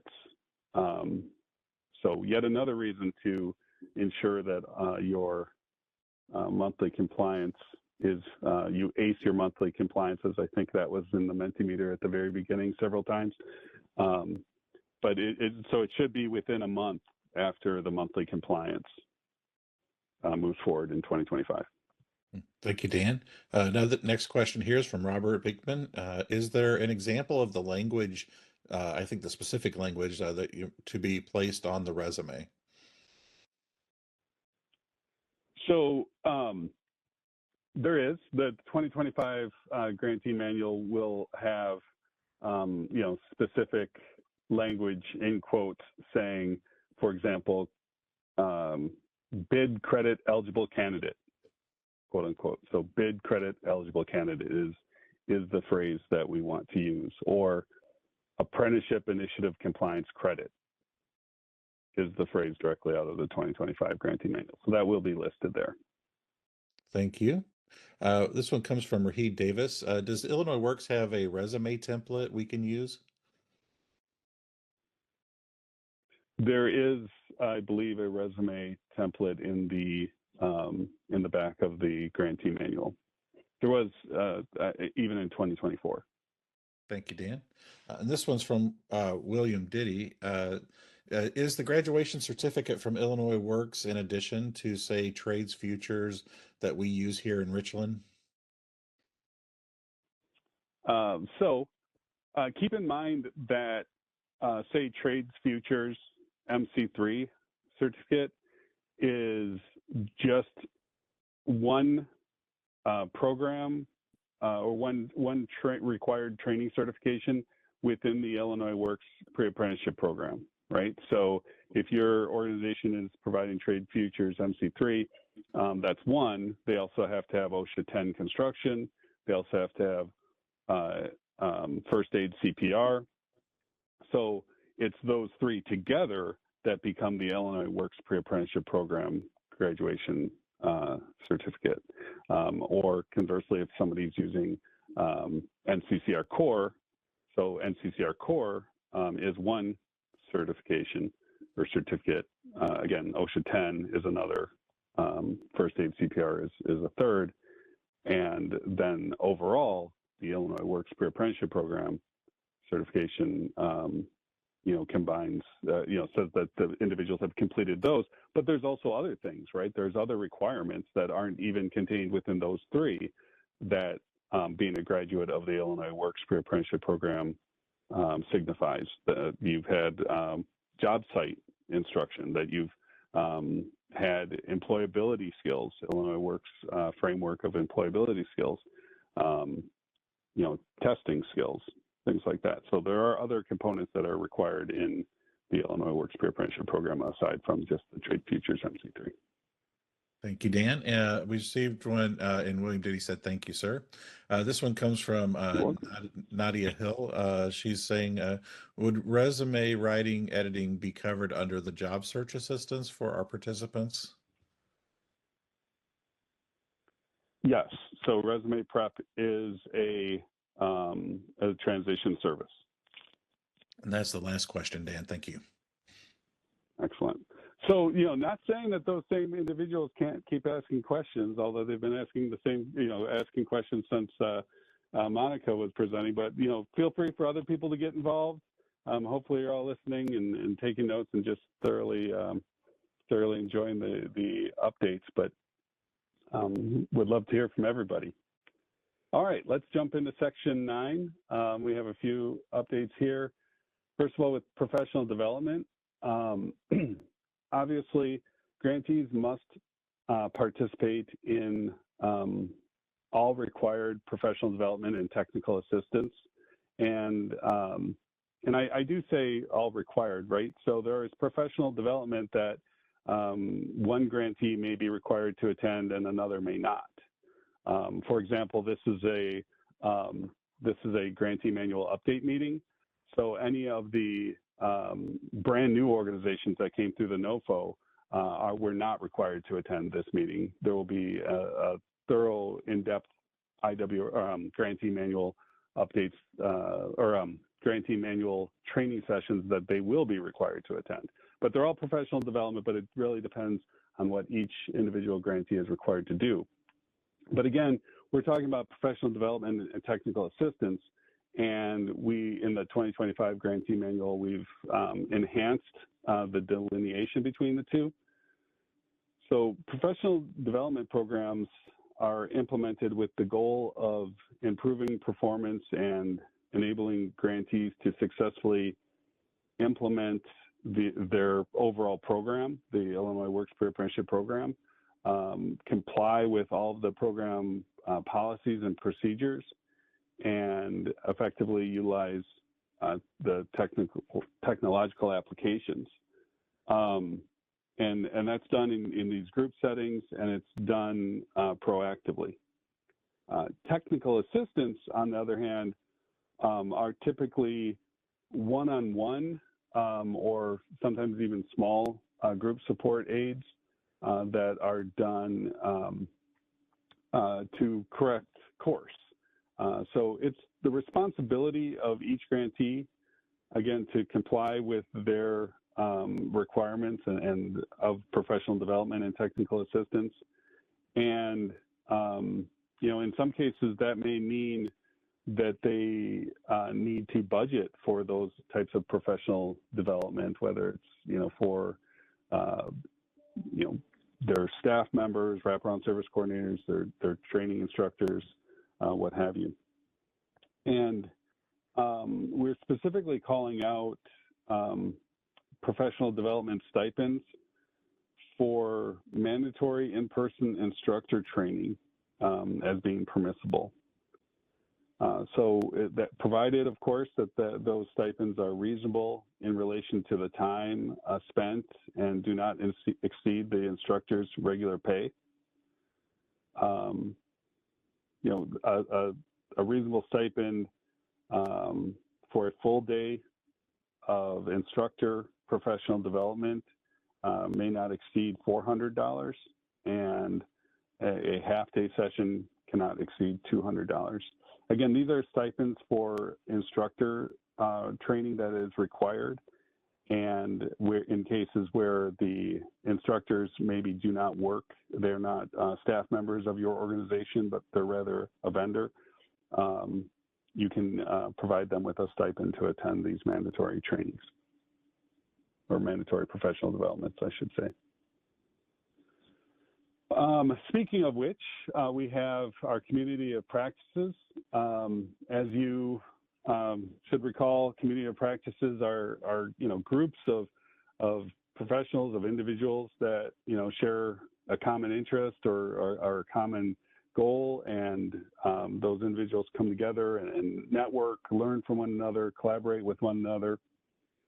So 2 additional community of practices have been added for 2025. And those are an administrator, a community of practice, and a data entry coordinator community of practice. And so that brings our total to 5. So we have, just in total, we have administrators, wraparound service coordinators, transition service coordinators, trainers and instructors, and data entry coordinators as community of practices this year. So again, grantee staff are required to participate in their assigned community of practice platform and attend those virtual community meetings. Attendance and engagement are tracked in the virtual community of practice platform and will be reported as part of the monthly development monthly professional development required attendance report. All right, next up, just a brief note of the 2025 onboarding schedule. Again, I made reference to this earlier. Depending on who you are, not just the grantee, but also the individual within the grantee, you may have a different onboarding schedule from someone else. We have, you know, trainings listed for new individuals, new grantees, or returning individuals, returning grantees. So the sessions for the 2025 onboarding are listed in section 9 here. But, you know, certainly we would recommend that you go to the Illinois Works Partner Guide to register for any of the training sessions, the professional development, and a link to that, the partner guide is being placed in the chat. Hopefully you all have that bookmarked anyway.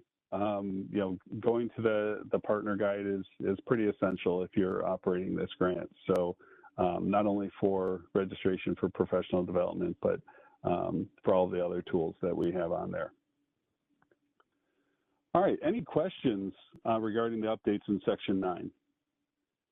Hey, Dan, we didn't have a specific one related to that section, but going back to the prior section, I don't recall if we got the answer or not, but will the certificates be sent to the organization for Illinois Works for participants once they graduated full completion of the program? Once the Illinois Works grant manager verifies completion during monthly compliance, yes, Illinois Works will send the grantee these certificates to distribute to their graduates. Thank you. And then we did get a couple of more questions came in here for this section. This is from Joe Chapa. How do I, a data coordinator, access this community of practice platform? So, as the new, one of the new, the data entry coordinator platforms, we will be reaching out to grantees to, distribute invitations to the various community of practice platforms. Great. And then we got another one here from Nadia Hill. Once completing the program, are participants placed in a cohort to receive professional development or coaching? And if so, roughly how long could they actively be a part of the cohort?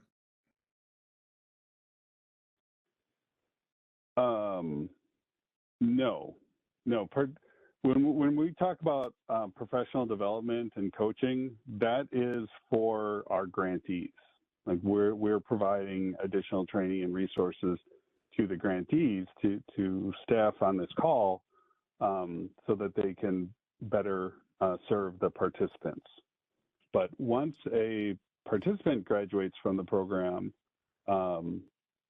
then they should remain part of the cohort, the family that they built as they went through the training, and that's a whole another topic of discussion. But just know that professional development is related to the grantees.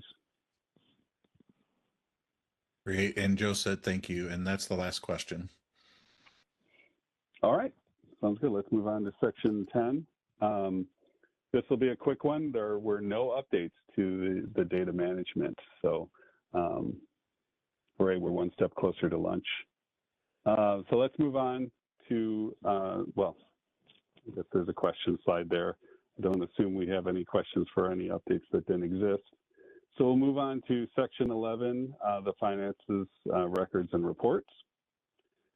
So the first update here that we want to communicate, we've talked about this before. Your periodic performance reports and periodic financial reports are no longer submitted to the Office of Grants Management. They are now submitted to the Illinois Works Financial Grant Manager. There are several fiscal requirements, reporting requirements that we are highlighting. First of all, the grantee must have a financial management system that's structured to provide accurate, current, and complete disclosure of financial results for the project funded under this grant. So that's really the first step, just the internal tools and processes that each grantee will have must be structured appropriately. And flowing from there, the general ledger must support the costs and revenue reported to the financial grant managers, and it must allow the tracing of funds to a level of expenditure adequate to ensure that all of the funds have been expended appropriately. So this is very important. It all follows through from GATA requirements, and so you want to make sure you're in compliance with those things. Additional information regarding how to complete a PFR is made available on the partner guide. It's also available on our GATA resource pages and through DCEO's accountability training. So if you have specific questions, you should definitely reach out to your Illinois Works Financial Grant Manager, and they can direct you to to the appropriate resources where you can get more information. And I will mention that as of right now, everyone's working through Heather Harrison, right? As some of you know, I know it was mentioned in the one of the title slides. I am also a financial grant manager, but we have not separated out the grantees just yet. So you will be assigned a, either Heather or I, but for the time being, you're still communicating through Heather. And then, since the, Office of Illinois Works has taken over the financial transacting from the Office of Grant Management, we expect for grant agreements, modifications, and payments all to be processed in a much more timely manner. And we will, the financial grant managers will certainly schedule technical assistance sessions with grantees to address any questions or concerns that you may have. So speaking of some of that, those budgetary items, expenses related to wraparound services costs, transition services, and student support services should be identified on a single budget line item of barrier reduction funds. So we had talked about this during negotiations with most of you, and Monica mentioned something about this earlier this morning. And really, the intent is to broaden the bucket that you have for barrier reduction. So rather than simply saying, $300 for wraparound services per participant and $200 for student support services per participant and $100 for transition services, right? Saying $600, say an average of $600 per participant in barrier reduction funds allows you the flexibility of assisting the participants where they need it the most. So that's just a note that we're highlighting in the grantee manual this year. Of course, the financial grant managers will compare the amount of allowable expenses to the performance that your organization has achieved. We call that the maximum reimbursement amount. And so it's that combination of allowable expenses through your financial grant manager and maximum reimbursement based on your performance from your grant manager that allows the financial grant manager to submit your expenses for approved payment. But then ultimately all fund disbursements come from the Illinois Office of the Comptroller. So just know that procedure and then how those allowable costs are ultimately paid out. We've also updated information on the budget modification process to reflect the new role of the financial grant manager. So, it's very important to start with your Illinois Works grant manager, and if you have a budget that you feel needs to be modified, contact them, provide them with the budget changes that you're requesting, an explanation of why you're requesting, all of the details really that you need. And then the Office of Illinois Works will review that. And if it's approved, move it forward to the Illinois Works financial grant manager. And you see there in step 3, that's really the main difference in terms of 2024 to 2025. It's in step 3 that it will go through the Illinois Works financial grant manager to begin the modification request rather than the Office of Grants Management. So, a couple items to keep in mind. Again, once once we get to step 3, where the Illinois Works financial grant manager begins review of the modification request, those modifications typically take about 4 to 6 weeks, but it is very time of the year dependent. I've mentioned this to the program administrators during the administrative onboarding meeting in Naperville, and things like this cannot take place at the very end of the year because we're processing renewal or new grants. They can't take place at the very beginning of the year because we're still implementing we're working to execute your renewal budget modifications, or for the new grantees, implementing trying to execute their original NOFO agreement. And then you also have the middle of the year that it becomes very difficult because of the state's fiscal calendar ending at the end of June. So just something to keep in mind there. And something else to keep in mind is that once you initiate a budget modification, expense reimbursements cannot be paid out until the new budget has been approved and entered in the state's grant system. So again, timing is everything there, and you want to make sure that you are being, very, cautious about how often you request budget modifications and when you request them. And then you should know that even though you cannot receive expense reimbursements during that time, you need to continue to submit your PFRs, your PPRs, and all required reports while that modification is taking place. Okay, then the final item for Section 11 is the primary transition verifications. If we can go one more slide. Yep, okay. So a primary transition verification is broken down into two portions. So it's based on the participant's progress toward the transition.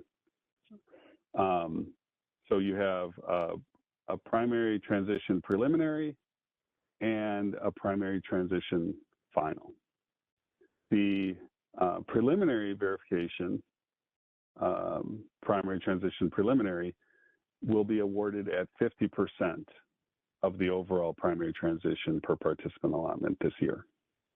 And the final the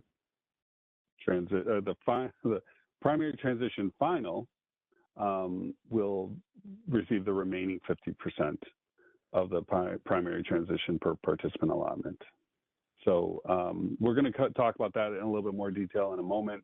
But again, essentially the primary or the preliminary was at 75% in 2024, and the final was 25%. In 2025, they've been moved to 50-50. So any questions regarding Section 11? No questions at this time in chat, Dan. Oh, nice. Oh, you guys heard me talk about lunch earlier, and now you're just ready to go. One more did just come in, Dan. So this is from Mike Conley. Is secondary transition still 50% as well? Yes, secondary transition has not been changed. All right, that's the last one. All right. All right. So moving on to Section 12, using data for program management and continuous improvement. We only have one update here, and that's something that we've already talked about. So in addition to it being placed in Section 8, there's an update in Section 12 regarding the participant satisfaction survey. So again, the survey is a requirement, and grantees need to ensure that all of their participants have an opportunity to take it, and that most of them do so, right? So we're looking for a minimum of 75% of the graduates from each cohort to complete the survey. And again, we're going to be looking at that engagement as a metric in order for completion verification to be initiated during monthly compliance. So the survey, obviously, it's the same as 2024. The survey link will be different. You will receive that from your grant manager in a few weeks. But the participants should be provided with an opportunity to complete the survey on a computer in your facility, their own mobile device, what have you. All responses to the survey are anonymous unless the participant opts to include their name and contact information with any follow-up questions.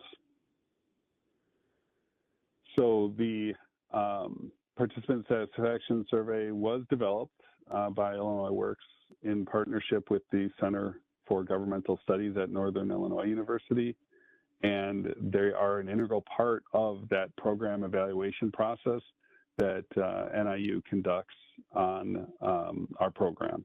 So it is extremely important. It's something that is that we're essentially obligated to provide in terms of reporting information, not only the grantees, but the Office of Illinois Works. And so that's why we are making that engagement a metric that is required. So any questions about Section 12? Again, we'd already talked about the satisfaction survey, so hopefully that there aren't any nothing was new and shocking.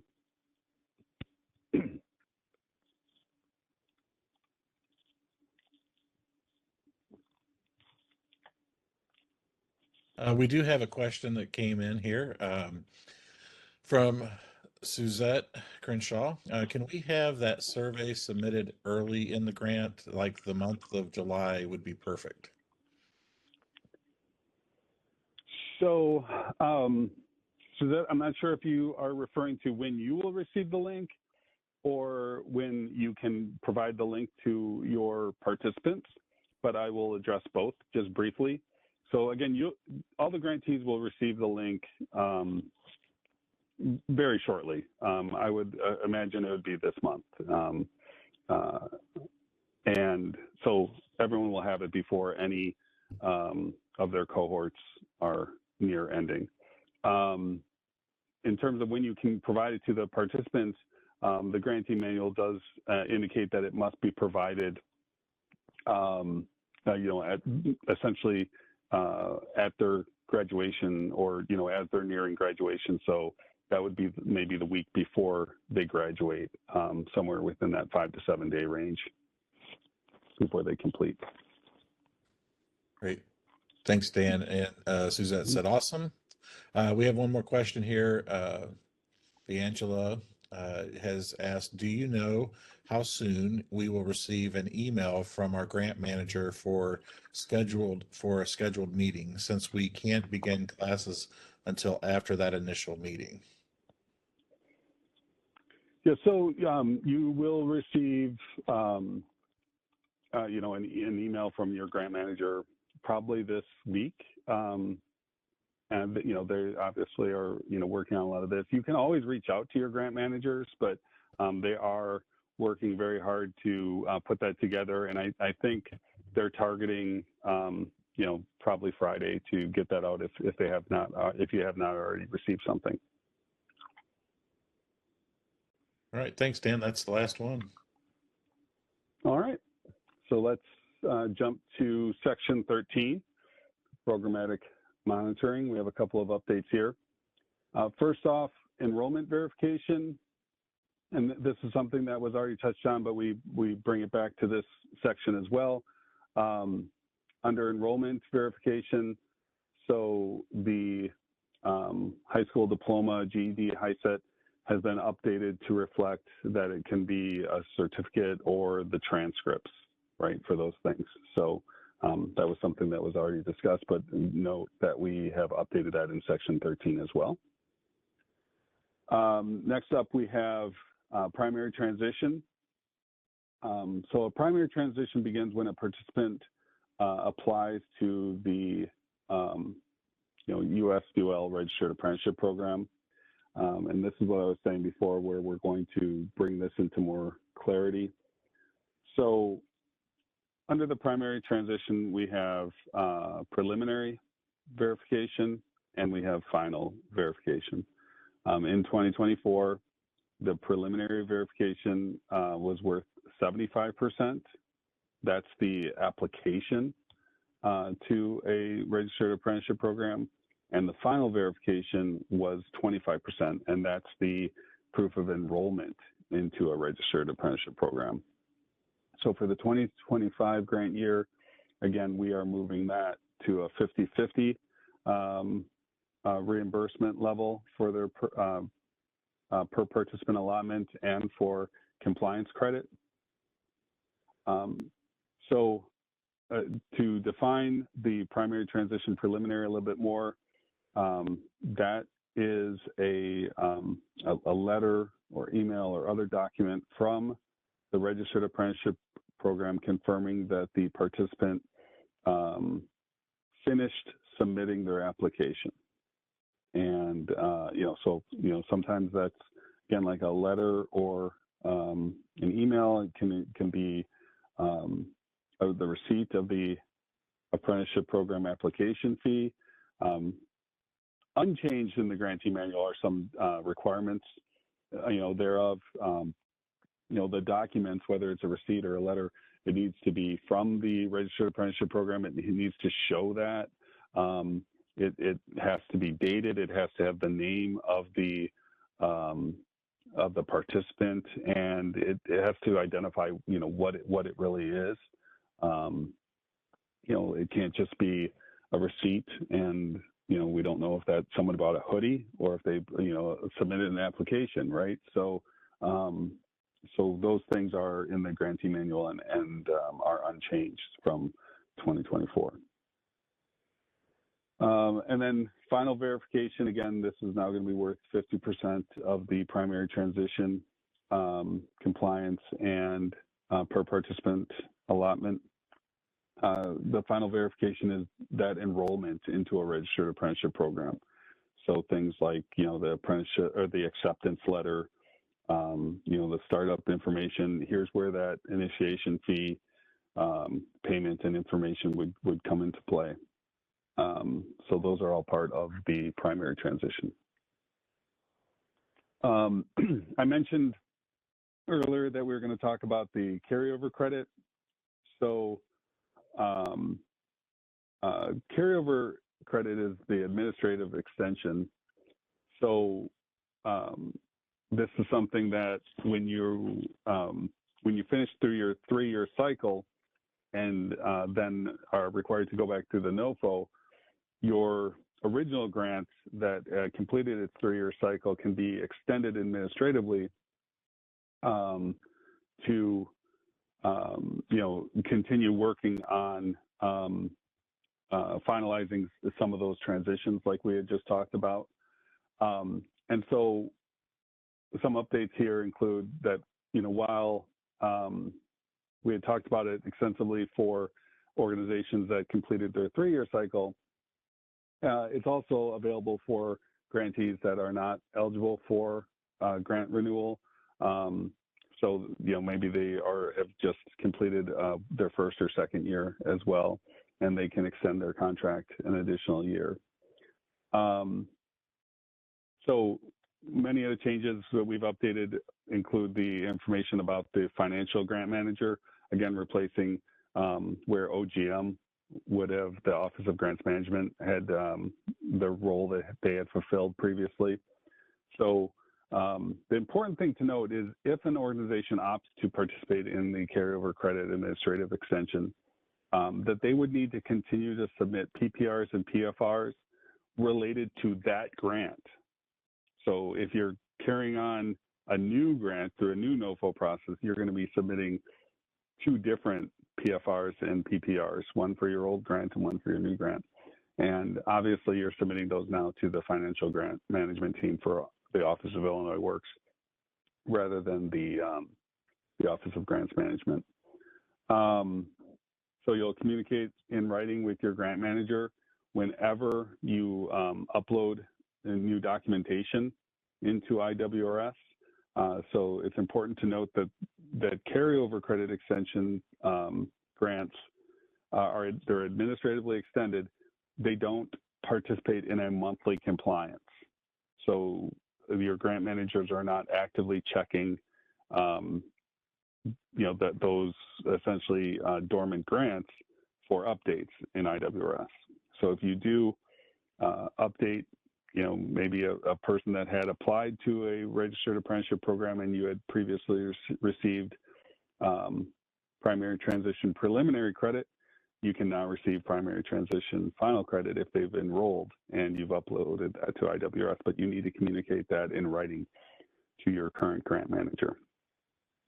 And certainly, as all grantees are, you're still required to communicate with your graduates for 1 year after graduation, every 90 days, and through the active tracking follow-up. All right. So we had quite a few updates here for Section 13. Are there any questions? One question came in, it looks like a couple here. This is from William Diddy, are you still looking at February 20th for an in-person data entry meeting? And if so, how soon will information come out about that? So that is the February 20th meeting is for brand new grantees and their introduction to IWRS. So again, when we look at the Illinois Works partner guide and the onboarding professional development schedule, the third column there is audience, and it will denote whether it's for new grantees or renewal grantees or both. And that February 20th meeting is for new grantees. And I do want to clarify that.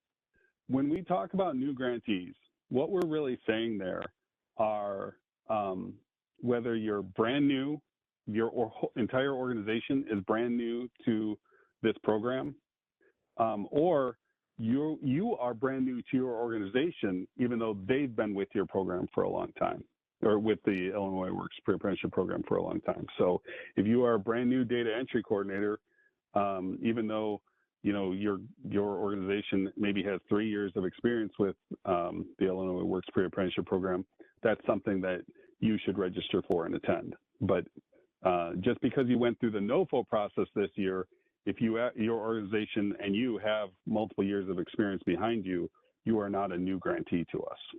So you would not attend that program. Thank you, Dan. And that information is available on the partner guide currently. This is from Alex Gerstenecker. If we get verification that they are on the wait list with a registered apprenticeship, is that considered a final verification or just preliminary? That is proof that they applied, right? They're on the wait list. So that's a preliminary. Thank you, Dan. And this is from Elena Soriano. As a renewal grantees, are transitions for last year's participants still pulled for compliance, or should we be contacting our grant manager for new transition documents? In the case of new grant managers being assigned, should those communications be sent to our old grant managers or new one? All right. So there's a couple of things there. First of all, the Office of Illinois Works, let me just break this down a little bit because this is a really good question. I'm glad you asked about this.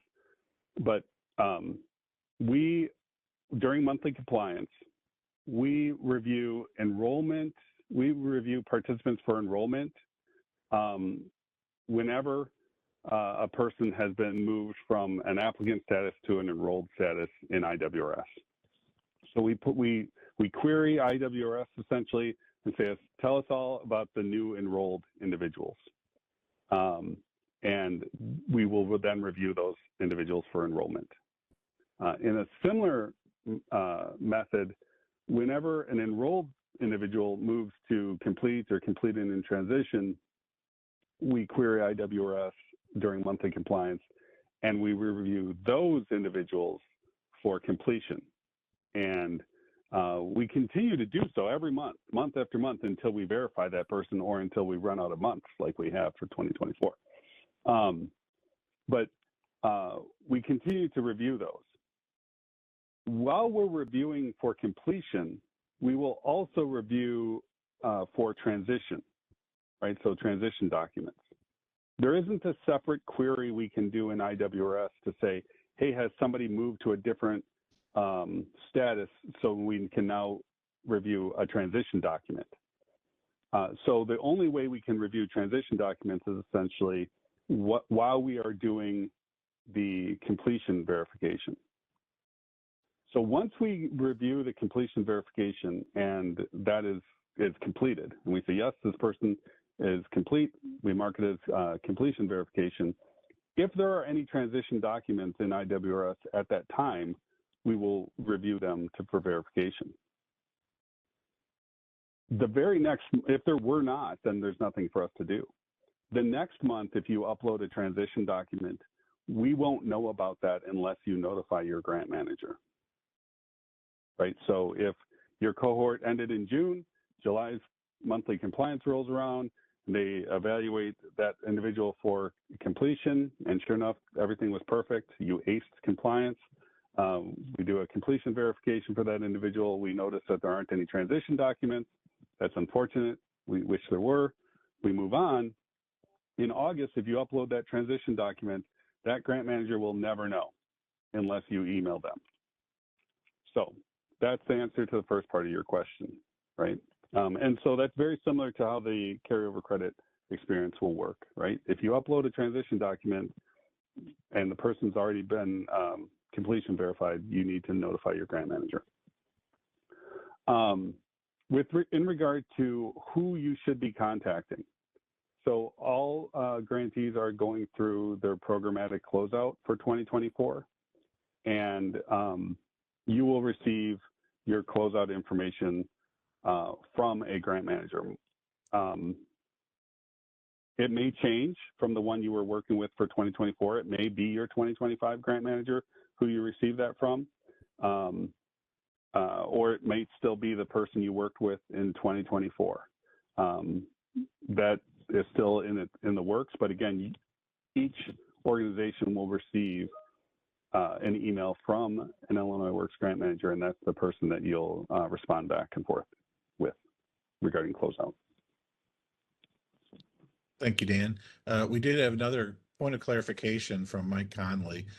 We're not a new grantee, but we have a new data entry coordinator and plan to send him to the February 20th meeting. Are we not allowed to do that? You are.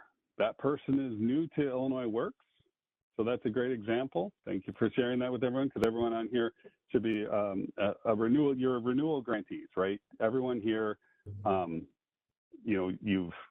this is the grantee manual updates.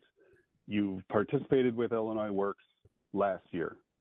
Now, you may have gone through the NOFO because you've already been with the Illinois Works for 3 years, but you are not a brand new grantee. But you may have an individual on your team that's new. They would still go to the new grantee sessions. So yes, that would be a perfect person to send to that training. Thank you, Dan. And that's the last question. All right. So let's dive into audit requirements. And fortunately, there are no updates, so let's move on. So we can actually go right to Mentimeter. And I think we're going to continue on where we left off. So I think the scores still remain, at least they have in the past. So there's still time to capture a throne there. Before we do, are there any questions that anyone has before we jump into this last part of the Mentimeter? Yeah, Dan, there was one question that came in just a second ago here is, would you recommend all of our new members attend all of the sessions? And this is from Rahid Davis. So, and while we're doing this, maybe we can put the Mentimeter link back in the chat so that people can get ready to participate in this knowledge check. Well, so the short answer to that is each session, each professional development has a suggested audience or a required audience, right? So, yeah, if you have a new data entry person, they should attend the new grantee data entry professional development sessions. If you have a new transition service coordinator, they should not attend the data entry sessions. So if you have a question about that, if it's unclear to you, whether the the professional development or who the audience is, definitely just reach out to your grant manager, and they'll be able to tell you more specifically. Thanks, Dan. That was the only other question that came in. All right. All right. Well, so hopefully everyone is back into Mentimeter. You can go ahead and think there's the heart you can click on, and it will show us that you are ready to go.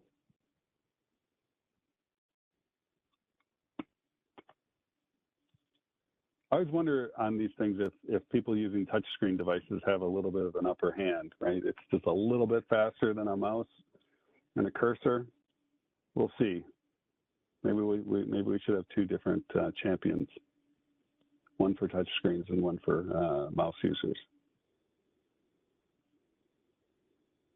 I really am just buying time. So, all right, here we go. I know, and I appreciate it, Dan. Thank you. All right, so so we're continuing on. We're on question 9.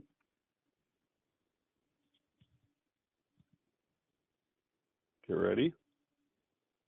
So the official Illinois Works graduation certificates can only be issued by the Office of Illinois Works after the grant manager verifies that all program requirements have been met. True or false? The official graduation certificates can only be issued by the Office of Illinois Works after the grant manager verifies that all program requirements have been met. That is true. All right, let's see who got off to a really good start here. Looks like Simon was the fastest. Should move up a little bit. Yep, moved up one level, but Builder's still in first place.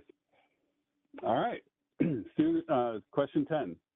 So this should be the student satisfaction survey engagement will be a metric reviewed during monthly compliance for completion verification. Grantees must ensure that 100% of their graduates in each cohort complete the survey. True or false?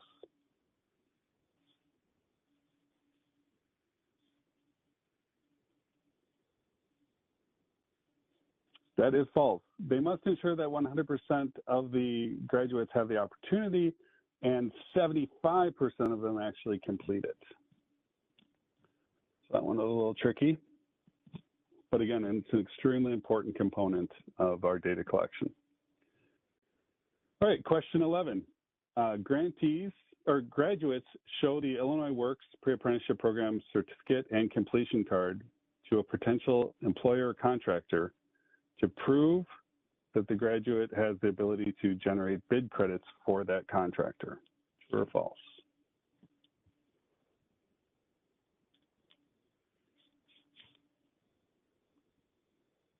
That is true. That's what that completion card will do. It will let the contractor know that they have the ability, again, along with being a registered apprentice. All right, number 4. Grantees providing professional development stipends for mandatory in-person instructor training is permissible, provided that they are reasonable in relation to the time spent and do not exceed the instructor's regular pay. True or false?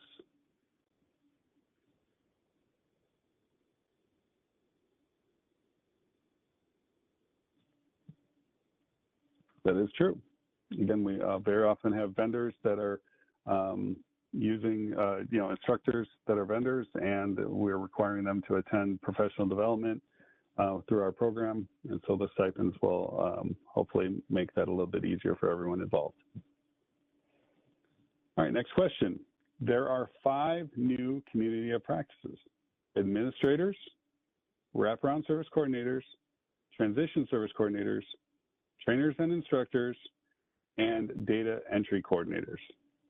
And there are 5 new community of practices, and they are administrators, wraparound services, transition services, trainers, and data entry.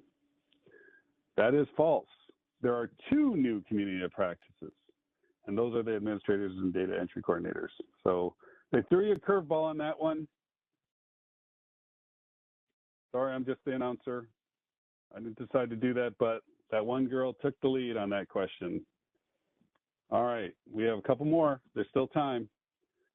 So your periodic performance report, PPR, and periodic financial report, PFR, should no longer be submitted to the Office of Grant Management. Instead, these will now be submitted to your assigned Illinois Works Financial Grant Manager. True or false?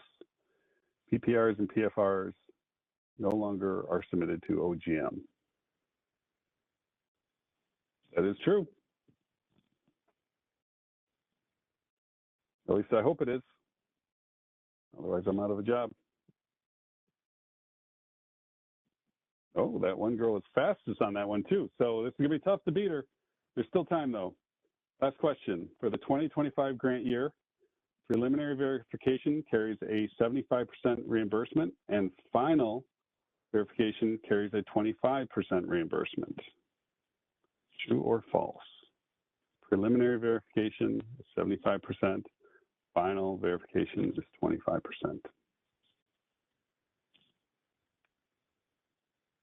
So definitely that is false.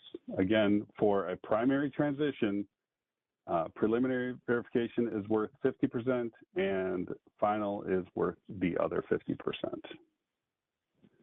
So thank you all very much.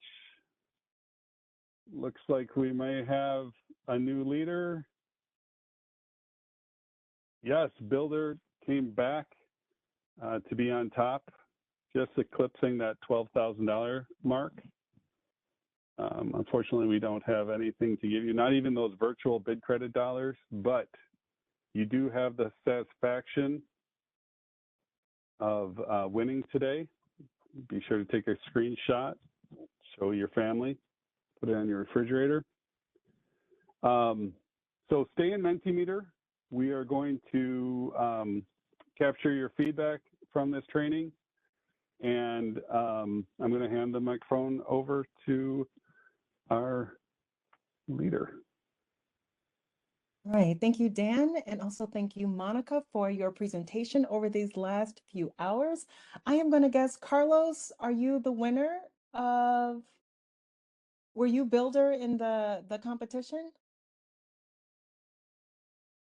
Yes. All right, Carlos, great job. So congrats. For those of you who, well, actually, that's all of you who are renewals here. Yay, way to go. We are now going to do our feedback. You guys already know how this goes. I'm going to ask that for those who have logged out and are not still logged in, if you could please, Carlita, put the link to Mentimeter in the chat so we can do a really quick feedback. Thank you so much. Again, this is only going to take a few seconds, but your feedback is important to us. Here is the first question. Please share your views on this training. 1 is the lowest, 10 is the highest, and these are the 3 questions.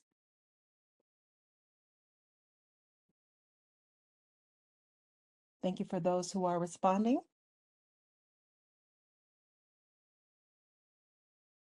Awesome. We have 11 respondents. Again, the link to Mentimeter is in the chat, so you can just click on that and then just respond to the evaluation questions.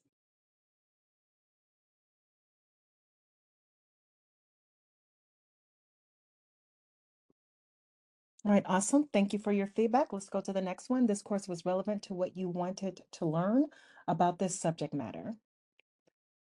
Careful because for some reason, Mentimeter will take these out of chronological order, but first is strongly agree. And then the lowest is strongly disagree. All right, we've got maybe about 15 respondents so far. All right, additional responses are coming in. This is helpful. Thank you so much. You can still log in and participate and share feedback. All right, folks are still responding. All right, thank you. The next one is I plan to apply what I learned. I plan to apply what I learned. Great, thank you. Thank you. Thank you.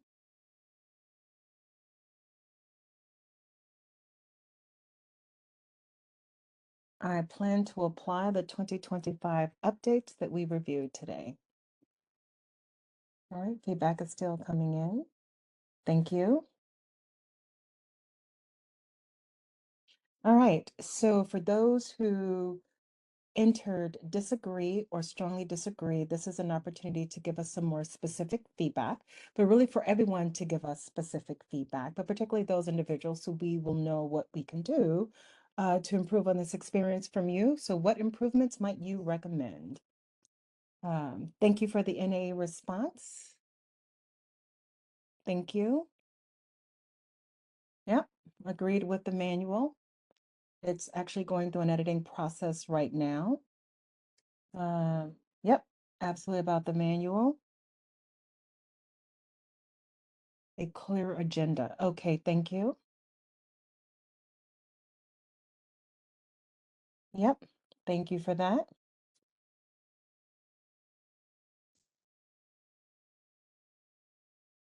Thank you. Shortened. We will keep trying to shorten them. As you can see, we barely made it to get through all of the content, but thank you for that. That is persistent feedback. Thank you for that. Oh, someone would have appreciated having this last week. Yep. Okay. All right. So with respect to a summary, this will be loaded to the partner guide, the video, as well as the handouts. So you will be able to go back and reflect on that. Thank you. Yep, we will make the slides and the presentation available. Awesome. Thank you for your feedback. What did you find effective? So if we make changes, and there were a lot of changes requested, what do you recommend we keep?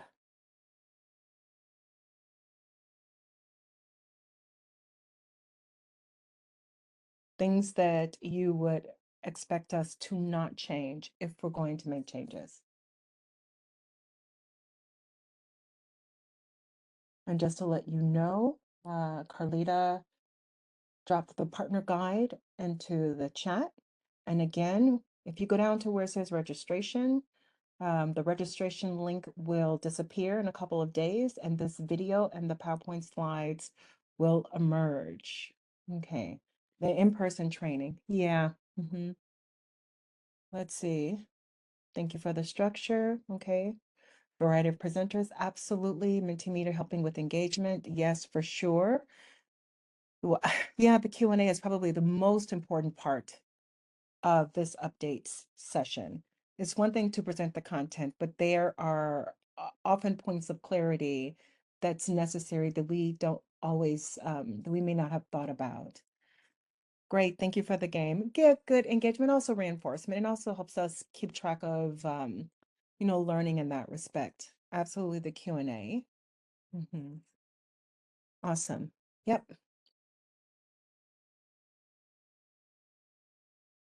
Okay, thank you for this feedback. Last question, and then we are done. Is there anything else about this course you think we should know? So any other feedback you think might be helpful?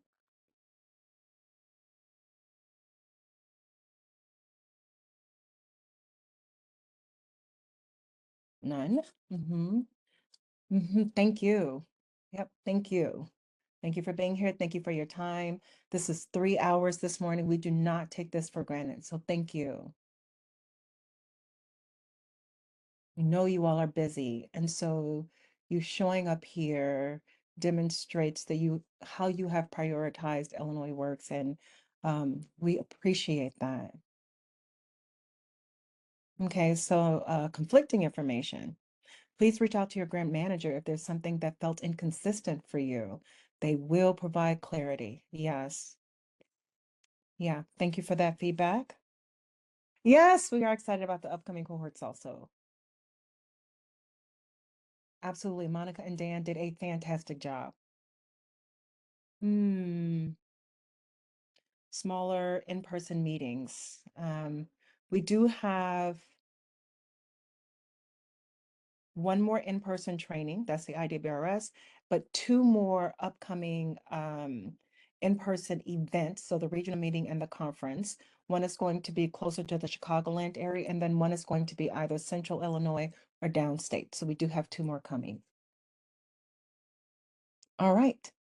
Thank you all so much for joining, and enjoy enjoy lunch and the rest of your afternoon. Thank you.